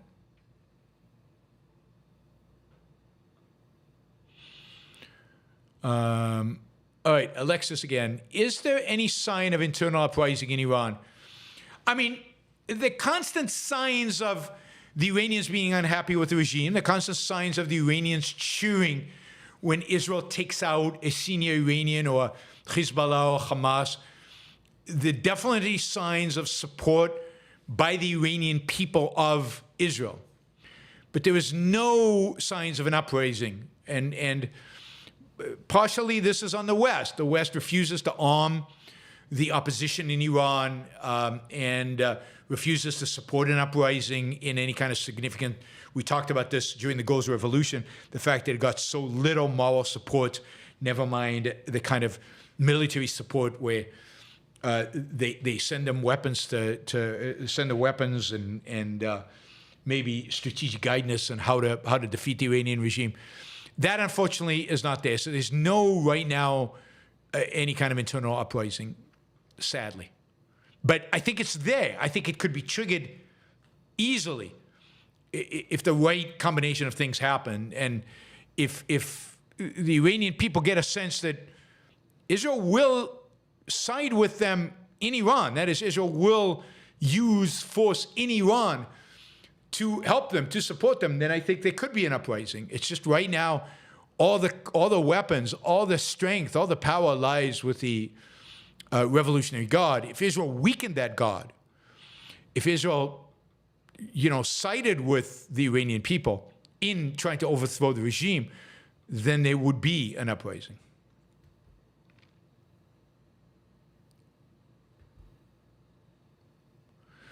James, have you ever heard of the Canadian prepper or preppers in general? No, never heard of preppers. Don't know what that is. It got me thinking objectively that you ought to have some resources in reserve in case of natural disaster war. What does objectivism say about prepping? Oh, preparing for natural disaster. Objectivism doesn't have anything to say about that. I mean, objectivism is a philosophy. It's not you now have to apply the philosophy into the practical applications of it. It's really a question of your individual assessment of how likely it is that you will be stuck without the ability to access electricity and other things because of natural disasters or war or so on. And if you believe there's a reasonable probability of that, then yeah, you should prepare for that. And at the very minimum, that means, have some food and water. We have it here. We try to always have a lot of bottled water and a bunch of cans of sardines and other non-perishable food that we can have if a hurricane takes out the electric grid in Puerto Rico. We can survive for a few days. If you think there's going to be a nuclear war, then in the United States, there were people who built nuclear bunkers and all that kind of stuff. I think preparing for nuclear war is way too much. It's too expensive. It's too time-consuming. Life is too short for that. But for reasonable risks, yeah, you should be prepared. So, for example, if I lived in a house, I would seriously think about getting a generator, or if I were living in a sunny place, a solar array with batteries. Any way that I could take myself off the grid, get myself so as long as it's not too time-consuming, too expensive, and too, people can become obsessive about this. Yeah, preparing for the worst is not a bad idea. It's just shouldn't be very high on your priority list. There's too much living to do to spend too much time preparing for not living,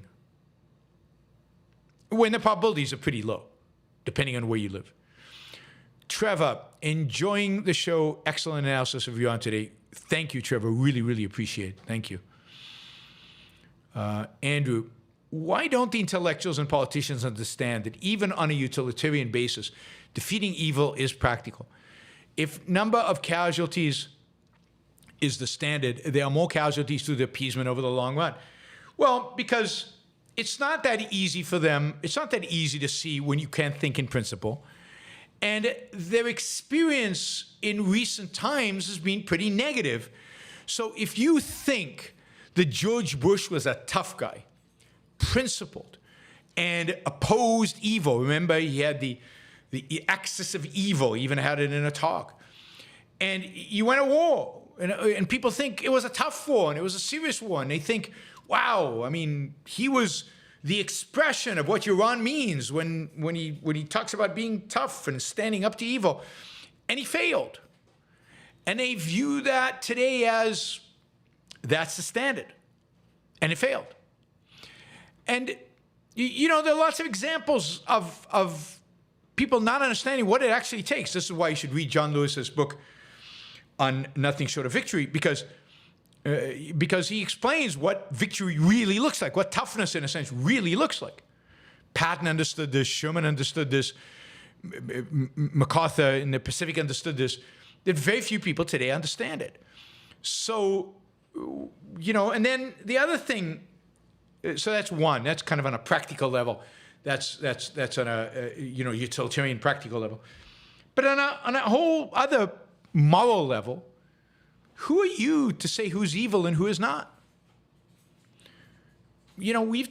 America's had slavery and it dropped nuclear bombs and it killed civilians, and Israel's terrible. I mean, America's terrible. Who are we to present ourselves as good versus Iranian evil? So, I mean, I'm kidding, right? But that's how they think. And certainly this is on the left. The left is, massively committed to egalitarianism, and that means the equality of cultures. And to say one culture is worse, one culture is evil, one country is evil, that's unacceptable. Obama was the best reflection of this. Obama was the first anti-American president ever. We've had a couple of other anti-American presidents since then, but he was the first one who explicitly said it and who drew moral equivalency between the U.S. and the Muslim world and Israel and Hezbollah and its enemies. So if there's moral equivalence, then there's moral equivalence. Israel's done some bad things. You can't say Hezbollah is bad without saying Israel's bad as well. So that's how they think. And then, so that is part of it. And then, of course, to say that we are the good fighting evil, you have to have a certain level of self-esteem, a cultural self-esteem, and that is gone. That is really gone in the West. All right, Richard, Ian Bremer said that the U.S. discouraged Israel escalating the war because the U.S. wants Israel to avoid the mistakes the U.S. made after 9/11. What would you reply to Bremer's statement? That he's full of it, that he really is full of it. The United States doesn't understand the mistakes America made after 9/11. It has no concept of what happened after 9/11. I haven't seen a single person do a proper analysis of it outside of objectivists. Bremer himself has no clue what went wrong after 9/11 and why it failed and what the issues are. I don't think the Biden administration has a clue. And they certainly don't care about Israel enough to want it to prevent the mistakes. Indeed, Israel is avoiding the mistakes of 9/11 by, really, trying to do whatever it can to crush the enemy. The United States would not have taken out Nasrallah's bunker because too many civilians could have got killed. They had an opportunity to take out bin Laden early in the Afghan war, and they didn't because they were afraid of civilian casualties. So Israel needs to avoid the mistakes of 9/11. But first, you have to know what they are. And again, Bremer doesn't know what they are, and neither does the Biden administration. And to say that that's their motivation is completely wrong. Their motivation is and I think Bremer shares this, a deep, deep belief in appeasement and accommodation, and a deep, deep belief in the inability to beat evil, that evil cannot be destroyed. That's what they believe. And at least it cannot be destroyed playing by the rules that they have embraced and they have accepted.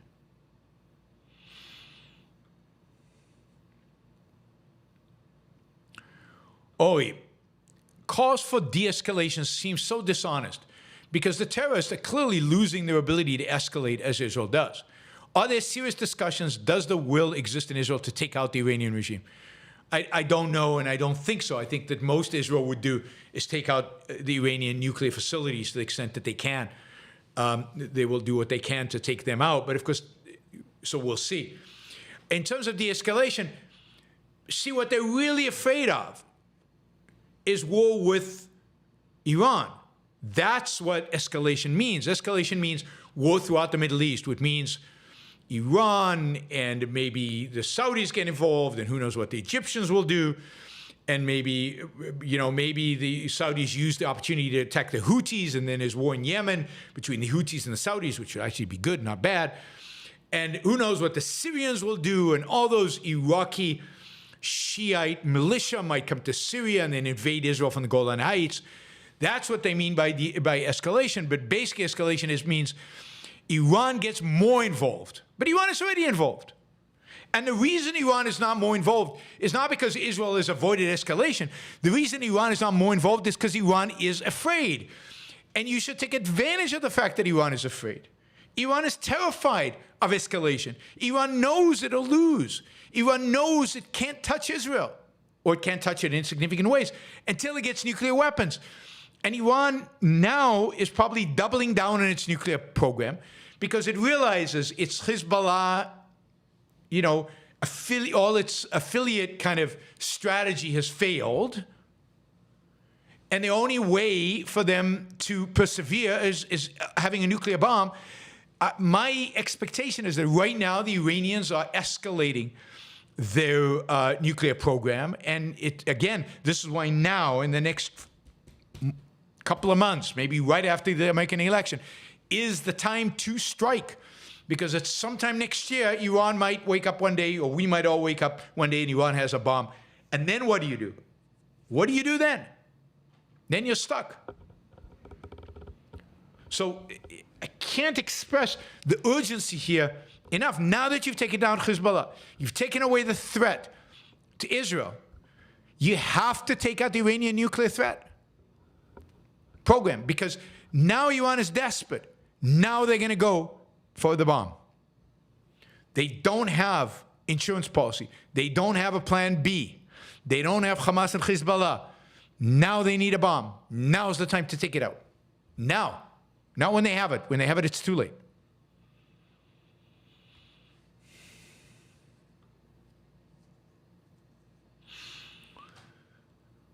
All right. Let's see.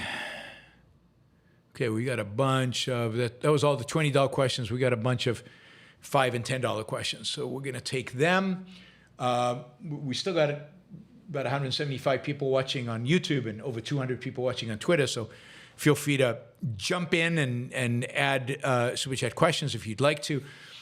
Andrew, can you elaborate on your comment that religious Judaism poses a big long-term threat to Israel? Yes, I mean, look, the ultra-Orthodox and some of the Orthodox, what are called Messianic Jews in Israel, do not believe in the separation of state from religion. They believe in imposing their religious values on the rest of Israelis. And they believe in, in Israel that is a Jewish state in a religious sense. And they believe that, they can kick out all the Arabs from the state, and they can impose Judaism on the secular Israelis. I mean, this is horrible. Israel is much more likely, like most Western countries, to be defeated from within. Secular Israelis don't want this. They don't like this. They despise these ultra-Orthodox crazies, and yet the ultra-Orthodox are having gazillions of babies. The secular Israelis are having babies, but nowhere near that rate. And over time, if the ultra-Orthodox don't convert to secularism, which many of them do, but not all of them, you will have a situation where they become more and more of a significant political force in Israel. They're already a significant political force. They're becoming even greater. And they will start imposing their values on the rest of Israeli society. And that will wreck Israel. That will destroy Israel as a beacon of civilization. It'll turn it into a barbaric theocracy. So they will be like Muslims, they'll be like theocratic Christians. And that is horrible. Theocracy is bad no matter what the religion is. Andrew, how do you answer the claim that the ceasefire is needed to ensure that Hezbollah stop threatening to fire missiles, which would allow the displaced Israeli civilians to return to their home? Well, it's easy. It doesn't allow them to return to their homes, because then they're living in constant fear and constant ability of the Hezbollah to shoot missiles into their home at any time that Hezbollah chooses to do so. Versus victory, which means the complete dismantling of Hezbollah's ability to launch missiles into Israel, a distancing of them from the border. It's not just missiles. Remember that after October 7th, we have learned that one tactic these terrorists can do is just invade, just rush the border. And many of these Israeli villages are right across, and towns are right across from the border within, short walking or driving distance. Same thing that happened from Gaza could happen in the Lebanese border. So Israel needs a buffer zone. They need a demilitarized buffer zone, and in the meantime, they need to demilitarize it by force. They need to destroy the capability of Hezbollah to launch missiles. Again, there is no substitute to victory. None. Who is more likely to start a world war and lose it between Kamala and Trump? I know neither is a General Patton or great leader. Which is better? I don't know. They're both terrible. In terms of starting a world war, I think it's much more likely that Trump does it. I mean, Harris is going to be so careful and so weak and so that, she will avoid, triggering. I mean, it's much more likely that she would hand Eastern Europe over to Putin than actually embrace a world war. Whereas, who knows what Trump does? Who knows? He could do anything. He could piss off the Chinese. He could do anything. So he's completely unpredictable, which makes him super dangerous because you just don't know what he. So in terms of at the extremes, Trump is the master of the extremes because he could go there. Harris is boring middle, boring nothing. So that doesn't say which one is better. I think they're both so bad that, it's the question of the evil that you can predict versus the evil that is completely unpredictable. Which one do you prefer? You have to decide. Hellwolf, what should be the response to people questioning Israel's legitimacy of occupying the Golan Heights since the Six-Day War? October 7th is a good justification. Syria has made it clear that they're not interested in peace with Israel, that even if you give them back the Golan Heights, they want all of Israel. They don't recognize the state of Israel. They don't recognize its legitimacy. I don't know anybody who says that the problem is the Golan Heights. But that's ridiculous.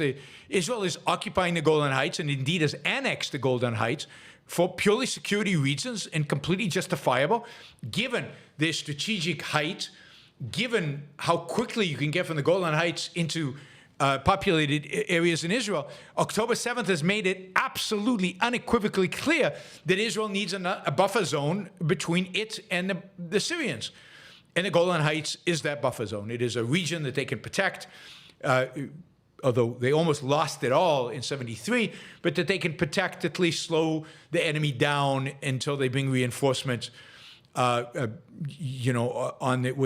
the Golan Heights. Israel is at a real risk of being overrun by terrorist barbarians who would slaughter and kill them. And that's good enough reason to hold on to them, to give you a buffer zone from those who would slaughter and kill you. Dan, can Israel somehow win the PR war against the weak leftist West? Iranians, Syrians, Lebanese all want an end to this nonsense from the Islamists. The problem is that the war is not a PR war. There's no PR war to win or lose. And it's a mistake to view it as a PR war. It's a moral battle. And Israel has a really hard time winning it because Israel is strong and capable. It has F-15s and F-35Es and all of that stuff. And the Palestinians are weak and miserable and pathetic and poor, as is other Lebanese and Hezbollah in comparison. This is not an issue of PR. This is an issue of morality. The leftists in the world are not, and the anti-Israeli forces in the world are not anti-Israel because Israel has bad PR. They're anti-Israel because of morality, because morality dictates what they should do. And that morality guides them: altruism, otherism, sacrifice of the good for the sake of the bad, love your enemy, turn the other cheek, Christian ethics. That morality is what drives the hatred of Israel, not bad PR. Indeed, the focus on PR is a mistake and makes things worse, not better. Israel has, I think, pretty good PR, pretty good videos, pretty good stuff going out there. I don't think that's the problem.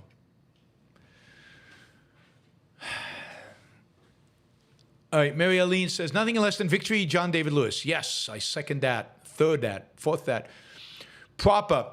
Is it possible that Israel, the U.S., and so many informant saboteurs in Iran, they aren't worried about the nukes? Maybe they know something we don't, given how hostile Iranians are to the regime. I don't know why they wouldn't be. That is, even if Israel has informants and saboteurs, the Iranians, Israeli intelligence, American intelligence tell us that the Iranians are weeks away, if they decided they wanted to build a bomb, from building a bomb. Now, we could sabotage it again, but okay, but you run the risk of something slipping by and one of your informants not informing and something going away, and then suddenly you're facing a nuclear Iran. Wouldn't you want to take care of that? So, no, but I don't think they're not worried. I think they're very worried. They just don't have yet the courage to deal with it. Enric, thank you for the clarity and excellent analysis towards human dignity in the Middle East. Thank you, Enric. I appreciate that. Waco, great show today. Thank you, Waco. Appreciate it. Whoops. Hyper reason. If Elon let the Department of Government efficiency and cut 75% of staff, wouldn't that be a good reason to vote for Trump as a vote for Elon? Sure. But what do you think the probability of that is? Of Elon Musk firing 75% of government employees? A, it's not clear that the president has that power. These agencies and government employees are all have a budget from Congress. They've all assigned responsibilities that they have to do from budget. Those things won't get done if you cut 75% of staff, which I'm happy with, but it doesn't strike me as legal to do it. I don't think you can do that. There is no such thing, I've said this in the past, there is no such thing as government efficiency. The government cannot be efficient, except in the things that it's supposed to do, which is force. But it applies force for all these other things. It cannot be efficient regulator of, finance. It has no role in finance. It can't be efficient at its role, and you don't want it to be. And firing 75% of staff, you can't do that. It just wouldn't happen. It's a zero probability event. Elon would get in there and he would start dabbling, and he would realize he would get bogged down in kind of the enormity of the task, and he would, they'd fire a few people, and they'd maybe close a few things, and then they'd declare victory. But there's no way they're cutting 75%. It just is fantasy. And by the way, again, they don't have the power. The Republicans would have to have 60 seats in the Senate, a majority in the House, and be willing to actually do it. That actually have to pass legislation to shut these things down, because they passed legislation to create them. And the executive branch just, basically has to execute what Congress passes. So it's just BS. Even if Elon is appointed to such a position, which I'm not sure would ever happen, but he couldn't do it. And there's nothing to do. What you need is a complete rethinking. So is he going to cut 75% of the Social Security staff? Are people's checks going to be late? Is he going to cut 75% of the staff at Medicare? Does that mean people who get Medicare are not going to get the services that they're used to getting? Is that really going to happen? Does anybody believe that? Of course not. So where's he going to cut 75%? Is he going to cut 75% of the Secret Service? No. I mean, they barely have enough people right now to protect people. Is he going to cut 75% of the IRS? No. I mean, even Republicans believe that you need to raise taxes, that tax money has to come in. So maybe, they'll eliminate that expansion of the IRS that Biden had. But even that, I'm not sure the president can do, because Congress allocated X billions of dollars to IRS to hire staff. You can't just, you'd have to pass a bill. Who's going to pass that bill? Is he going to cut 75% of the FDA? Oh, yeah, here's another thing. FDA. Well, no. I mean, what is it going to replace it with? And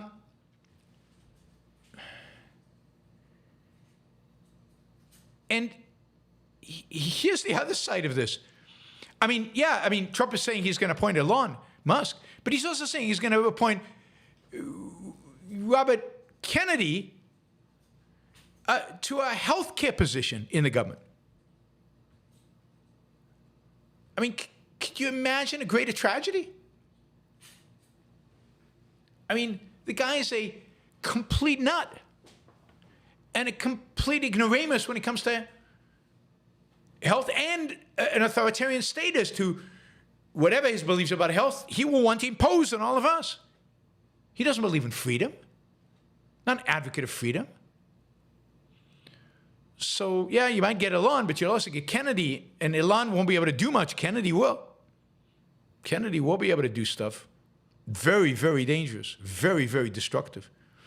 He'll force us all to eat our whatever. I'm not sure what his preferred diet is. But he'll force it.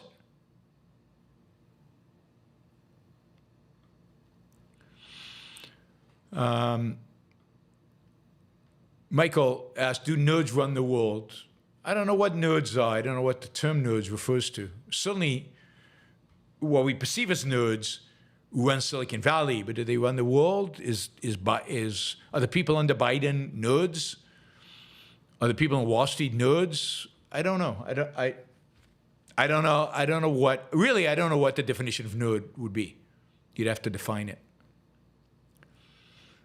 Dan, you're on follow-up to PR question. If you could hire anyone to lead PR for Israel, who would it be? I don't know. I mean, I don't think the issue is PR. And I don't think they do a bad job at PR. And I don't know who I would hire. It wouldn't be me. I'd just piss off everybody. I'd piss everybody off. So I don't know what you would need to do with PR. You would have to give it a certain moral clarity, which Israel has tried to do. But you couldn't frame it from an egoistic, self-interested perspective because the world would turn against you if you did that. So I just don't think it's PR. I don't think that's the issue. I've never thought it. Michael says, is your soldier surgery a sign that you're traveling too much and need to stay home and do more YBS shows? No, I think it's a sign I'm getting old. And maybe I'm doing too many YBS shows. I don't know what the soldier surgery is. Hard to tell what caused it. Is it some move I did in exercise? Is it some move I did putting a suitcase up in the overhead compartment or lifting a heavy suitcase off the ground? Or is it, but it clearly age has to do with it, right? It wouldn't have happened to me 20 years ago. So I think it's just a sign of being active and getting older. Your particularly areas that are related to joints just get eroded and disrupted, and you get into trouble. But my doctor thinks it's putting a bag in the overhead compartment and making an unusual movement, but that is not an issue of quantity.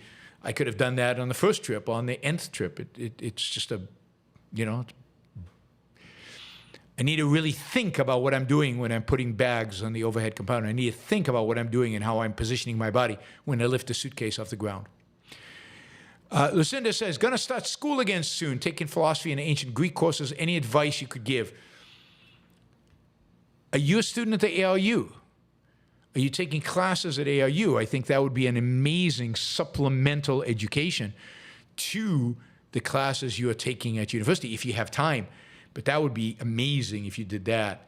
For the philosophy, you're going to have to, particularly philosophy, you're going to have a tough, you're going to have to tough it out because there'll be a lot of stuff you disagree with and you don't like being said there. I would definitely recommend Leonard Peikoff's History of Philosophy course. It's even out in the book form. That will help you both with the ancient Greek course and with the philosophy course. But enjoy. Those are great. Michael, are concepts the same as categories? No, they're not the same as categories. God, you ask these epistemological questions of me. Categories are a type of concept, but concept is much broader, right? Chair is not a category, it's a concept. But the categories are a type of concept. I need some examples, but again, epistemology questions, I don't have at the ready examples of it. So what is a category? God, why am I blanking out? Come on, somebody give me a category. Where is Michael? Michael, you give me a category of something, right? Chair is a concept. Category is love seat, stool. Yeah, I mean, a category does not have to be a concept. It could be, it's a category, right? But it can be a concept. So it can be, is furniture a category? In a certain context, furniture is a category, and it's a concept as well. So, but concepts are much broader, much, much broader.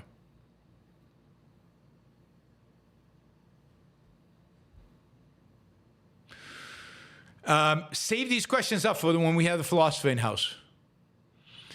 On MASH, Klinger says he is Lebanese, but who are the Lebanese back then? Also, who is Gideon Levy? Did you ever meet him? Another self-hating Jew.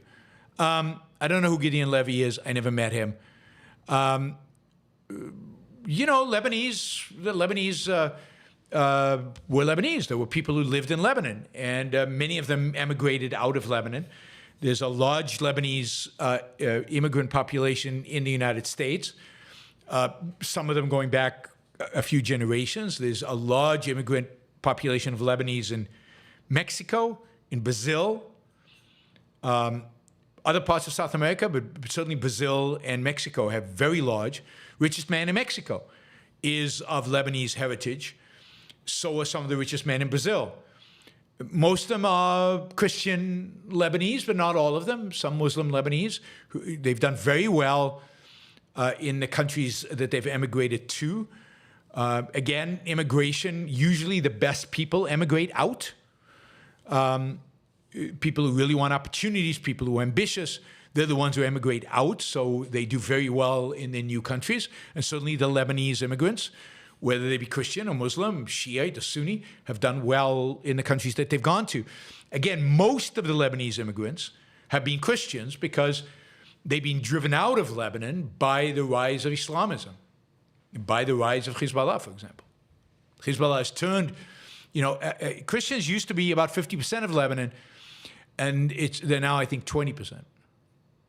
So there's been a massive shrinkage, and almost all of that is immigration. Liren asks, whoops, where did that go?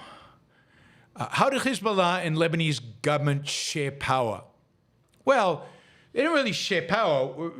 Hezbollah has, is elected into parliament, and as such has a parliamentary presence. But they also, in a sense, have a veto power over anything the government does, and that veto power is the gun. They can start a civil war at any time, and they can start a civil war at any time. They can threaten the Lebanese government with force.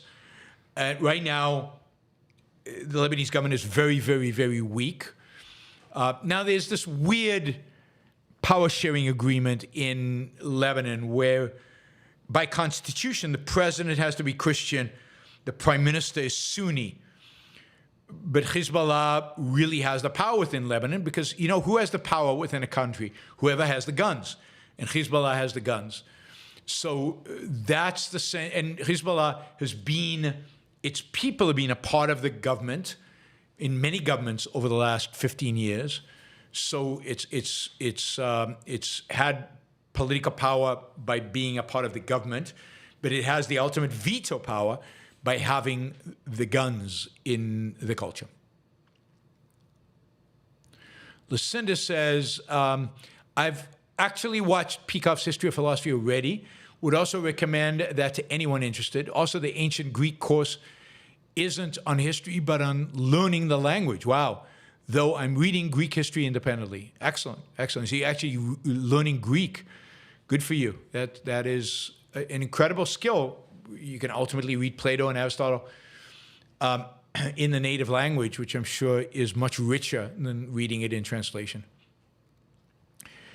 Philosophy at Work. Churchill to all the modern Chamberlains out there, quote, "When will the lesson be learned? You cannot reason with a tiger when your head is in its mouth." That was me putting on my Churchill voice. Yes, I mean, what we need today is a Churchill. But, you know, Netanyahu gives a good speech. Good speech. Churchill actually followed up. And Churchill was a uniter, whereas Netanyahu is a divider within Israel. The big difference. Andrew, just another among many things objectivism could teach the world, a proper estimate of evil as an arrogant pipsqueak rather than a dragon. Yes, yes, I like that. One of the many things we could teach the world. Brownie, would it ever make sense for the Europe and the U.S. to aim for an alliance with Russia despite it not being a democracy? I mean, sure, you could think of a context. I can't right now. And it didn't make sense in World War II. And that was, but they were communists back then. So it depends on what kind of non-democracy they are. The more brutal they are, the more totalitarian they are, the more authoritarian they are, the less an alliance is possible. Could you have a temporary alliance with a somewhat authoritarian regime? Sure. But it could only be a somewhat authoritarian regime.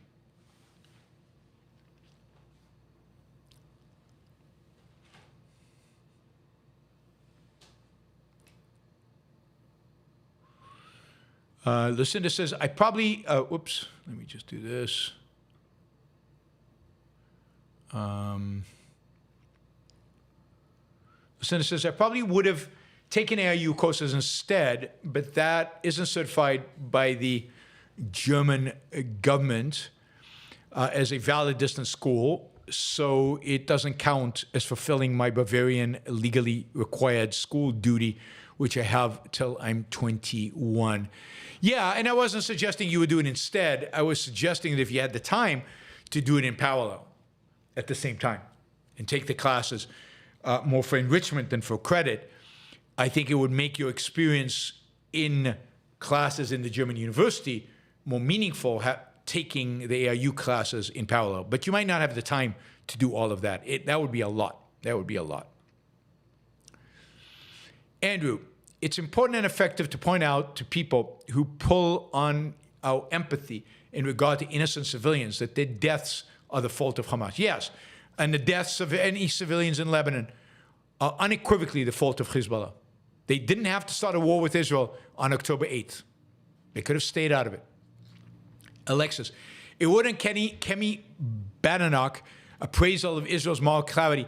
I haven't seen it. So I now will research it and look for it, but I haven't come across Kemi's comments on Israel. I did come across a video of her today. I guess she says Israel is showing moral clarity in dealing with its enemies. But that's the quote. I want to see the whole interview. It's like 10.5 minutes. I'll have to watch it. Good for her. Good for Kemi. As you know, I'm a big supporter of Kemi's. And I did see a video of her today where she goes out after multiculturalism and doesn't do it quite with the moral vigor I would do it, but she does it well enough for a politician running for office. And she clearly states, if you come to England, if you come to the UK, you have to adopt the culture. Cultures are not equal. Cultures that treat women badly are not equal to cultures that treat women as equals. And you should be expected to live up to British culture if you want to be a part of Britain. That was, I mean, I'm a Kemi fan in spite of she was weak in this latest government, but I'm a Kemi fan and I hope she is the one to lead the Conservative government. And I hope she, you know, is a real voice out there for sanity, for rationality, for freedom.